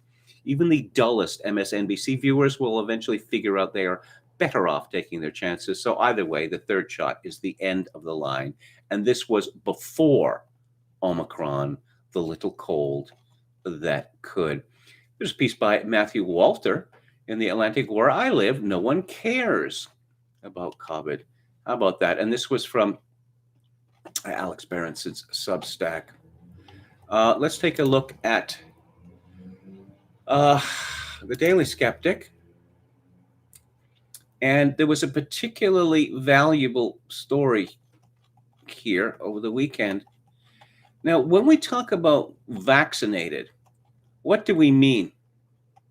Now, this is a serious and important question, because soon enough we're going to be told that no, you need 3 jabs to be fully vaccinated, and you'll need 3 jabs for a COVID passport, warns Sajid Javid, the Chrome Dome British minister. And so what about people who've just been jabbed? Do they count? Apparently not. Apparently they do not count. It does not count as being vaccinated until 2 weeks, until after the vaccination. Why would that be? Well, I'm sure you can figure it out. Because it has been determined that those who have been just vaccinated are far more likely to become infected. The piece is called, "Is Vaccine Effectiveness Against Death Mostly a Statistical Illusion?" And this is by Will Jones. One of the big challenges in analyzing the data on COVID has been definitions. What is a COVID death? What is a COVID case or infection? What the data appears to say can change radically depending on the definitions adopted. This has been a particular issue with vaccination, as vaccination status is subject to a variety of conflicting definitions. In particular, when does someone count as vaccinated? Is it as soon as they have the needle in their arm, or do they remain unvaccinated after that for a period of time, say 7, 14, or 21 days? For instance, the recent ICNARC report stated the number of ICU admissions by vaccination status, but it also clarified that unvaccinated includes those who received a jab less than 14 days prior to testing positive. This means that some, an unknown number, who were counted as unvaccinated had in fact received a dose. This may be more than just a minor problem. For one thing, there is now a lot of evidence that people are more vulnerable to infection in the days following their jab, likely due to temporary immune suppression. This means a significant portion of the vaccinated who are susceptible to infection with the current dominant variant are infected in the immediate post-jab period, when in many studies and reports they don't count as vaccinated. This creates a survivorship bias in the remaining vaccinated group that exaggerates vaccine efficacy. For instance, in a study of the U.S. nursing home population published in the New England Journal of Medicine, once the post-jab period was included, when the vaccinated experienced higher incidence than the unvaccinated, the overall proportion of vaccinated and unvaccinated groups testing positive was the same at 6.8%. And I'm going to be moving to Music Monday shortly. I guess I'm running a little late today. But let's talk about the season finale of season 3 of Succession last night, which, like episode 8, took place in Toscana, or Tuscany as we call it, in Italy. And not for the first time, looking at this magnificent villa at that the wedding was taking place at, and the magnificent, the fields, just the surroundings. Nobody seemed to care. Nobody seemed to care because I guess that, life is really about accumulating things and throwing your weight around, not appreciating the glory of man's work and of nature. Of course, if you're interested, there was a story in the Mail about this by Mark Jones, that this Villa Centenale, which can be hired for around £50,000 a week, is described in Condé Nast Traveler as Tuscany's ultimate party place. And who was it built for? It was built for in 1680 for the Borgia Pope Alexander the Seventh. How about that? It later came into the hands of Lord Lambton, and Lord Lambton was involved in one of the most amusing British sex scandals of the 1970s. He was a junior minister in Edward Heath's government, and he was fond of sleeping with prostitutes, and he was not shy about admitting this, saying that in effect that that a man needs variety, or at least he needs variety. And he was one of the things, isn't it true? I have no familiarity with this, but I gather that one of the reasons white men frequent prostitutes is because they pay them for discretion. Well, in England for decades, they've been running off to the News of the World, which no longer exists, but, pretty much all the newspapers now deal in this kind of thing. And so, the News of the World was informed about Lambton's romps, and he was caught on film with 2 naked prostitutes whilst smoking marijuana, and that was the end of his political career. The villa is now owned by his son, the 7th Earl of Durham. And it's just absolutely magnificent building. The grounds are magnificent. And again, the people in Succession know they just can't spare a moment to take in the beauty. I've been complaining throughout the year with regard to the 3rd season of Succession that I thought it was time that bodies started being thrown off the troika. Now, last night we didn't really get any bodies thrown off the troika, in that, well, nobody's dead. But everything was turned upside down. I thought it was quite a thrilling episode. It has been, lots of people are talking about The Lion in Winter with regard to this episode. And it has been mentioned to me that Succession season 3 seems to, or the whole series seems to be enacting the plot of Shakespeare's King Lear in reverse. That Logan Roy is, 1,000 years old, but there seems to be some fear amongst his 4 children that he is determined to create new issue with his assistant / secretary, which of course would put their positions in doubt. Logan is fed up with his children, and I think he's quite right to be fed up with his children. Kendall is disloyal, a traitor, a drug addict, who, more important than any of those things, he can't close the deal. He can never close the deal. Roman has a big mouth that he will never shut, and he's a sexual pervert.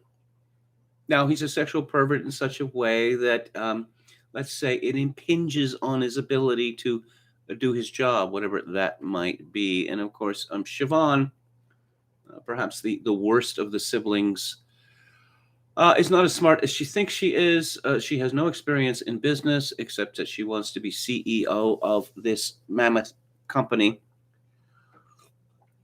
And despite her natural talents, her beauty, I've decided I think I hate her the most because of her treatment of her husband, Tom Wamsgams. Oh, of course, I forgot Connor. You know, the first pancake. That was a terrible insult directed at him by Shiv. You know, because the first pancake never comes out properly. And there was definitely a Fredo Godfather vibe to last night's show, because Kendall was moaning, as he is wont to do, how badly he'd been treated by his father, and that he'd been, promised leadership of the company, and he's the first son, the oldest son. And Connor burst into fury. I am the oldest son. Oh, yeah, we'd forgotten about you. And he wouldn't let it go. And he was put out, quite rightly, that, he'd become engaged, and no one congratulated him on that. Well, he wasn't exactly engaged at that point. And, well, a lot of people were looking backwards from last night's episode, to clues. For instance, what has Tom been doing all season? His wife cheats on him. His wife asked for an open marriage on their wedding day. His wife has made it clear that she considers him to be beneath her. And by clear, she has said it to his face. Yes, in the context of sexy talk. Yes, because, you're a worthless worm compared to me. You don't deserve me. That's definitely going to help out in the bedroom, isn't it? Well, Tom is, as they say, not as stupid as he looks. And you will remember that Logan told him that Tom's offer to take the fall, to go to prison for the crimes of the company, crimes that he was in no way responsible for, that this would not be forgotten by him. Oh, yes. Did I tell you that Tom's wife, Shiv, seemed to not care a whit that her husband was going to prison? Yeah. Of course, with the Roy children, I'm always... It never seems to have occurred to them that they're really no good. That, of course, if you want to go back a few episodes, there was a conversation between Tom and Kendall about who to bet on. And what was something that kept being done to Kendall that had never happened to Logan? Yeah. So Tom is clever enough to know that if, especially within the family, if you have a choice of betting on Logan or betting on his offspring, best to bet on Logan.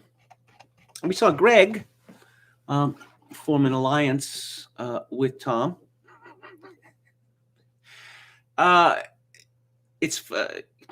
says some really funny things because apparently Greg was being quite successful with this Italian Contessa, or is she Italian? And she's Luxembourgeois, and apparently she is a claimant to the House of Savoy, throne of Italy, or could be if she wanted to be. And apparently Greg has been doing very well. An example of the dating ladder that was referenced in the previous episode. And the dating ladder is real. The dating ladder works like this. And this is something that happened to me once. That I started going out with this woman who was both highly good looking and really quite elegant. And I noticed pretty much immediately that women who had never given me a second glance suddenly became quite interested in me. Oh, there must be something there. It was very amusing, I must say.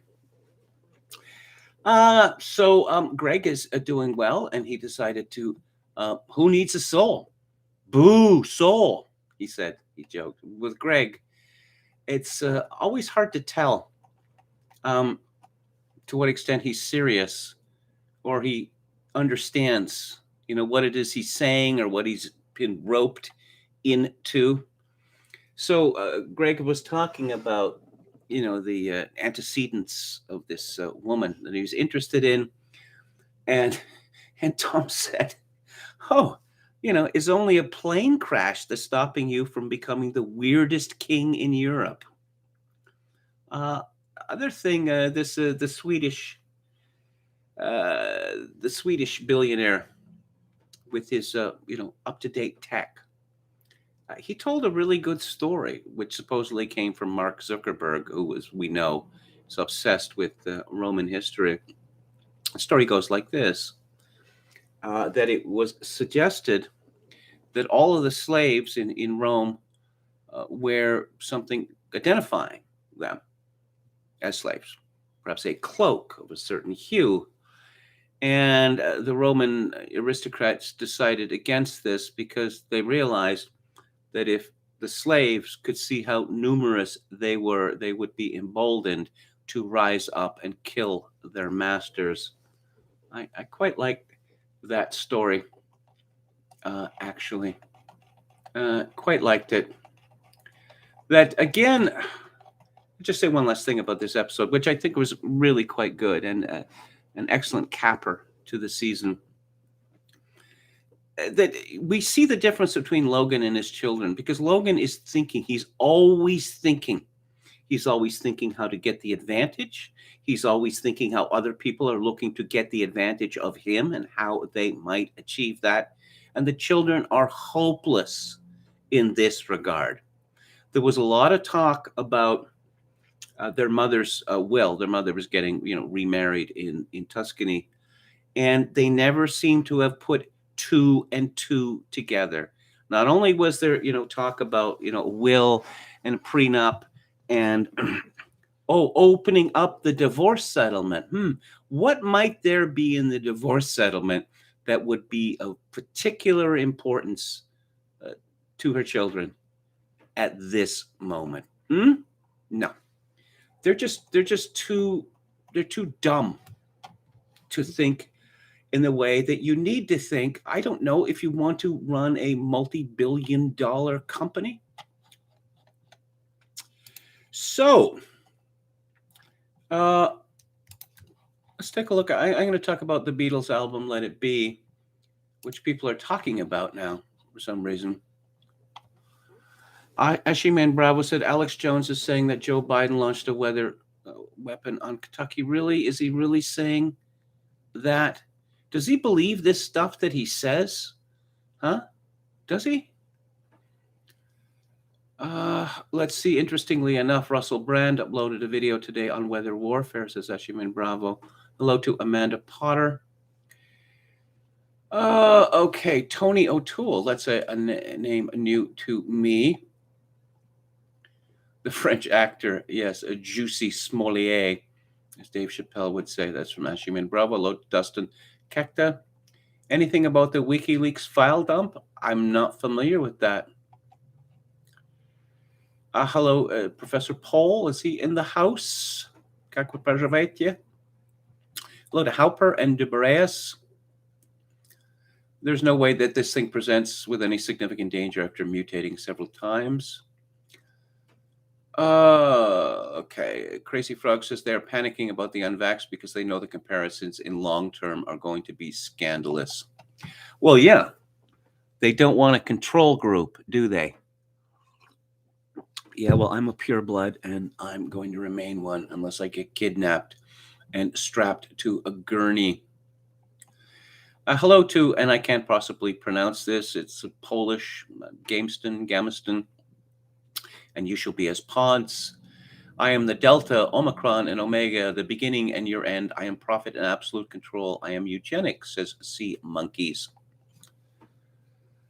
F. Roger Devlin. I'm familiar with his essays. I quite enjoyed them. Okay. Let's talk about the Beatles. As mentioned previously, a lot of people think, I suppose most people think that Let It Be was the Beatles' last album. It was the last to be released, but it was not the last to be recorded.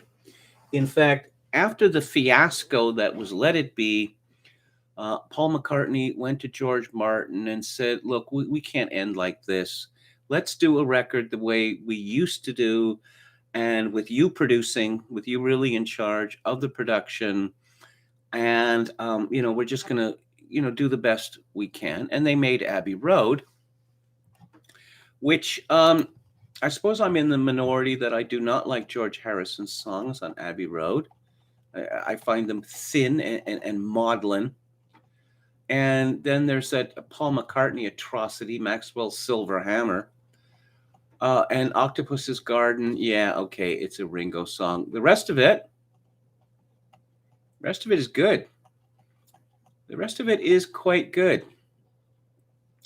But Abbey Road, I think that really the only reason it came out was because of the management of the band. That Alan Klein, wanted to make money, product.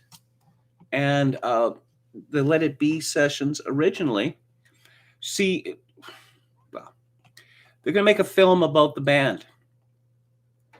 And so originally the album was being recorded in a film studio in Twickenham, and it was not going well at all. And George Harrison quit, Ringo Starr quit at one point, and then sensibly it was decided to actually move to the Apple Studios to record the album. But John Lennon seems to be checked out in these recordings. And of course, his warder was there the whole time. That is to say, Yoko Ono. And I know it sounds strange, but Yoko Ono actually has her defenders. And there's some people who actually claim to like her music. What sort of a wife goes to work with her husband every day? And I could turn that around. What kind of husband would go to work with a wife every day? It's unseemly, amongst other things. Let It Be, which is directed by Michael Lindsay Hogg. It came out in 1970, and I saw it. And my sister had the record. Of course, it was played endlessly on the radio, every song. The In every country except the United States, the Let It Be album came with a rather fabulous, album-sized book of, I don't know, 160 pages, something like that. With all this prose and beautiful black and white and color photography. And I wonder how much an unopened package of that would be worth today. I mentioned unopened because unfortunately the book was not bound very well and it began to fall apart quite soon. The sort of thing that one doesn't really want to open. One gathers that the Beatles going back to their roots or whatever, and I don't know that sort of thing is really possible. I mean, so much had happened. They had been through so much. They'd advanced, although some people don't buy the idea of them advancing, becoming pretentious, they would say. As the Dictators sang, I wish Sergeant Pepper never taught the band to play. Oh, yeah, let's write simple songs recorded simply without, all the overdubs we had done in the past. If one looks at the songs on Let It Be, they're not very good. These slight songs like Two of Us, Dig a Pony, Across the Universe is one of John Lennon's most boring songs. And the fact that David Bowie decided to, re-record it, 4 years later? It's a mystery. I Mean Mine, George Harrison. George Harrison basically has two kinds of songs. One is, I love the Godhead, I love the universe, people should be, cool to each other. And the second song is Don't Touch My Money. I mean, his very first song with the Beatles was Taxman. Let It Be is, it's maudlin. The Long and Winding Road, another McCartney song. It's just like even worse. It's even worse. And of course, there's the production problems there. That Glyn Johns, the legendary engineer and producer, was, as attested to by Peter Jackson's 900-hour documentary, he was really in charge of this project. And I guess George Martin was not happy about this, and George Martin became even less happy when, here's what happened. So Glyn Johns puts together a running order for this record, which was to be called Get Back, because the record has one great song on it, which is Get Back. And the record company says, no, we don't like this. We don't like the running order. We don't like the mixes. And so about half a year later, Glyn Johns, he comes up, he takes another shot at it. Different mixes, slightly different song selection. And the record company says no. So John Lennon decides to hand over the tapes to Phil Spector, who just poured syrup over the record. It's appalling. I suppose that someone could have asked, as Johnny Ramone did, 9 years later, when was the last time Phil Spector had a hit? Of course, that didn't stop George Harrison for hiring Phil Spector to produce his record, All Things Must Pass. So, yes, George Martin famously said that he didn't get any kind of credit on the record. And he said that the credit should have read produced by George Martin, overproduced by Phil Spector. So, when Let It Be was released in 1970, particularly as it came after Abbey Road, but I've explained the chronology there. It left a sour taste in a lot of people's mouths, particularly because it was clear that the Beatles were breaking up. And then there was that whole psychodrama. I think people got rather sick of the Beatles at that time. As mentioned previously, there has never been a phenomenon like the Beatles in the history of culture. Never. That the whole world is interested in these people. And not the whole world, but a fair number of the world's youth are driven absolutely insane by them, particularly the young women. Now, this was popular music, but for the longest time and till today, there are all these learned tomes. Ian MacDonald has one. I rate Ian MacDonald very highly, actually. What were the Beatles trying to tell us? Yes. But no. John Lennon got bitter, and Paul McCartney, with his new wife, decided to remake nursery rhymes or sing about how Ireland belongs to the Irish and such like. There was a humorous novel that came out about 1973-74 called Paperback Writer, and the idea is the Beatles reunite the original Fab Four, and everyone is so sick of them that they're no longer playing first on the bill, this sort of thing. They're playing second or third on the bill, which is an amusing notion. I mean, everything that they did, the way they wore their hair, whether they're wearing glasses or not, whether they had beards or not, how long were their beards, what kind of clothing were they wearing shoes or socks, were they smoking cigarettes or not, were they taking drugs, what kind of drugs were they taking? Just people discuss this stuff endlessly, absolutely endlessly. So I guess Paul McCartney was absolutely furious with what Phil Spector did, particularly to the Long and Winding Road.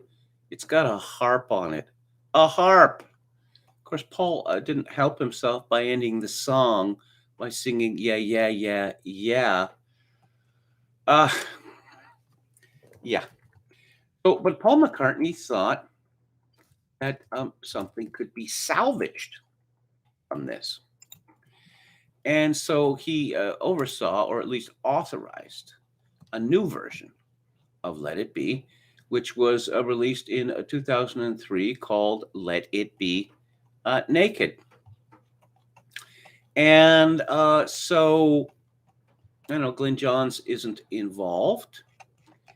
And there's all sorts of tweaks made to it.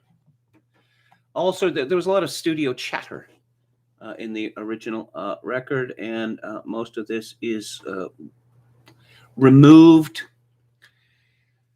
And I don't know, it's pretty much the same songs, the same substandard songs. And I don't know, some people seem to be impressed by this new version. There's a lot of rock criticism is very arbitrary. It's very, very arbitrary. And you see this again and again. Oh, yes, Let It Be by the Beatles. That record stinks. And so, you can make headlines or at least make people stop and pay attention. Well, maybe it doesn't stink. Maybe it's an unacknowledged masterpiece. Maybe in some way, it's the greatest record they ever made. Ooh, bold statement. It wasn't really a success. But then let's have a third go at this. Let's have a third go. For several years now, there have been so-called super deluxe versions of late Beatles albums that have been released. And the Beatles did a lot of takes. A lot of takes, 50, over 100 sometimes. And so best take would be chosen, or this would be chopped and channeled. And so what you're getting with these super deluxe editions are essentially, well, you're getting more takes. Actually, you're getting more takes, and sometimes you're getting them goofing around in the studio. What do we have here? Them singing Everly Brothers hit "Wake Up Little Susie," "Please Please Me," from the early days. An early version of "All Things Must Pass" by Harrison. Early version of "Give Me Some Truth" by Lennon. Stuff that had appeared on Abbey Road.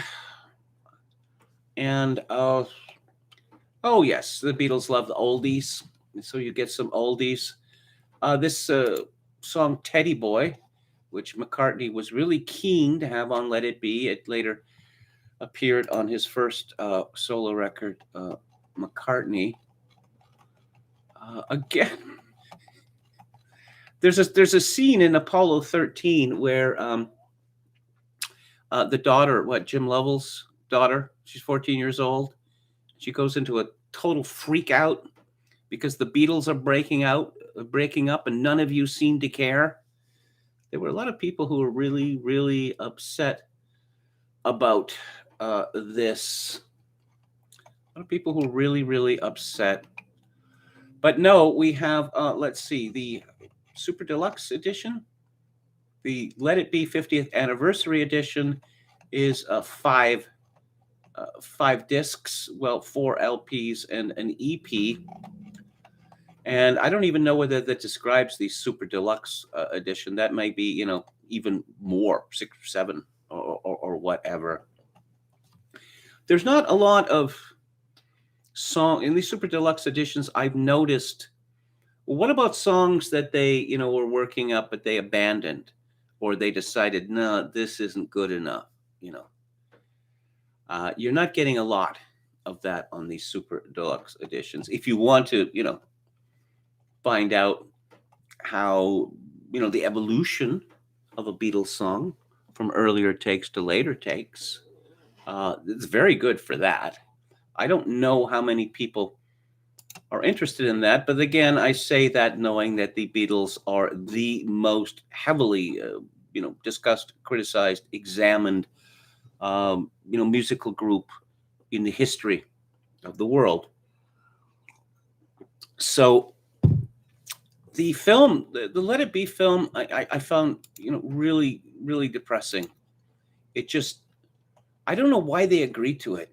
I really don't. Because I just watched the film and I thought, these guys are jerks and they all hate each other.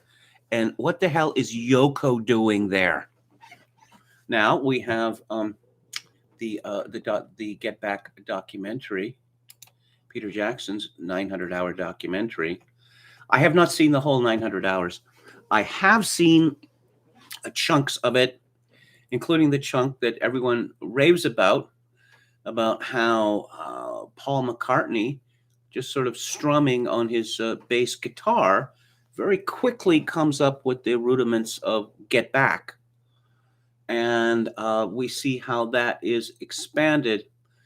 Of course, now that we all love Let It Be again, I suppose not very many people are going to mention that Billy Preston, who is credited by some as saving the sessions because they were at each other's throats, or I don't know, John Lennon was checked out, he was Yoko'd out, and George and Ringo were just absolutely fed up with Paul McCartney because he was constantly telling them, this is exactly how you play the drum part, or this is exactly how you play the guitar part. But Billy Preston was a homosexual rapist and a pedophile. Yeah. Apparently he had a difficult life. He played with the Beatles and the Stones, and he had hits of his own. And Get Back is it's a good song. No question about it.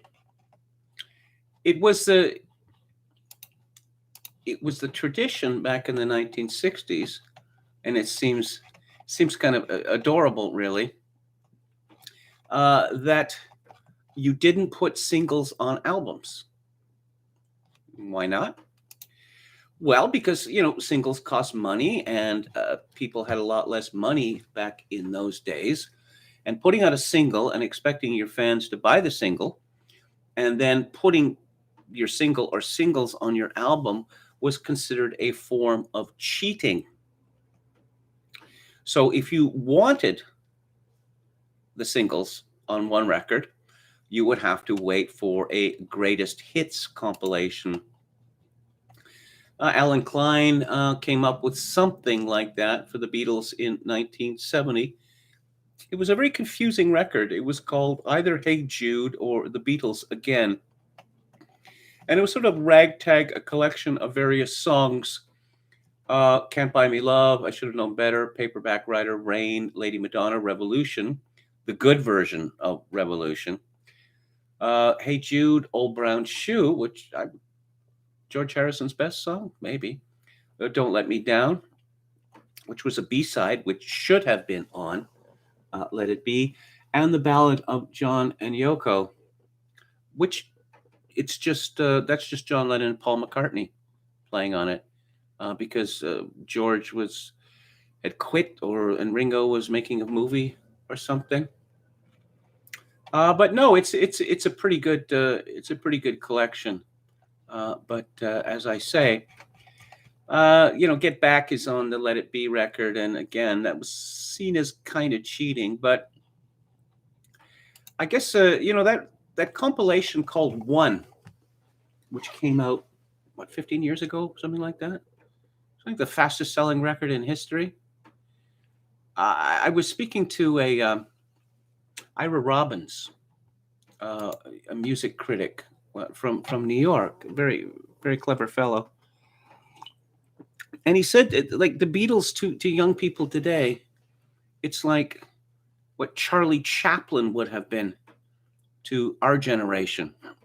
It's just a long, long, long time ago. And it was a long time ago. Because if you look at Let It Be coming out in 1970, which was 51 years ago, let's go 51 years before that. And that was 1919.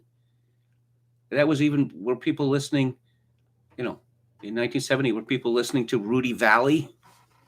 No, they weren't. But for some reason, the power of the boomers, I suppose, this music still remains. And we're being told that you got to watch this 900-hour documentary by Peter Jackson. Peter Jackson's films, everything that he does is too long. It's all too long. But I haven't seen his documentary on the World War I. I should perhaps hold back criticism until I see that.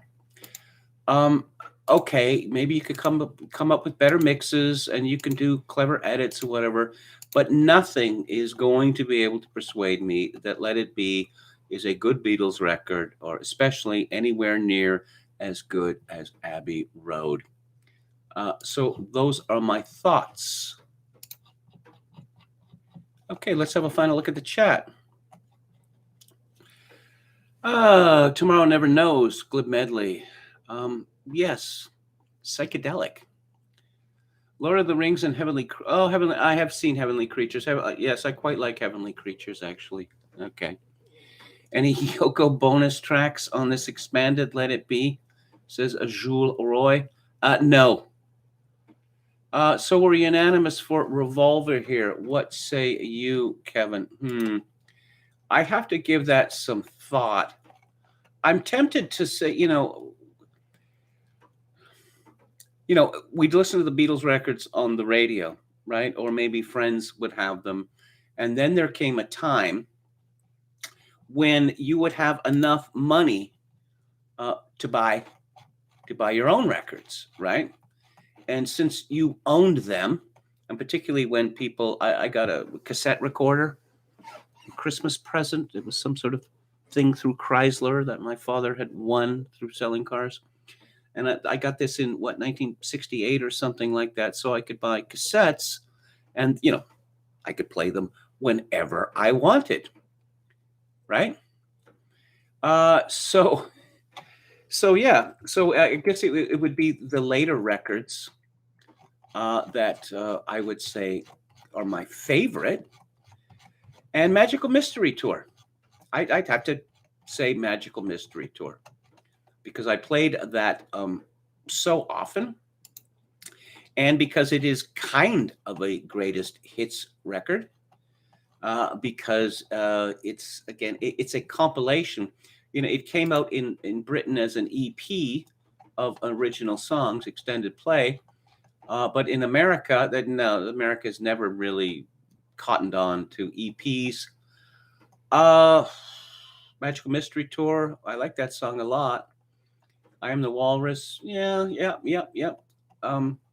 And the singles, well, got some pretty good songs there. Hello, Goodbye, Strawberry Fields, Penny Lane, Baby You're a Rich Man. Yeah, so that's the one that I would go with.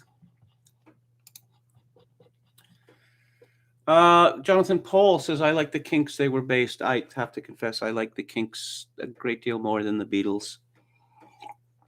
But again, so much of this is because just of a reaction. There was just too much.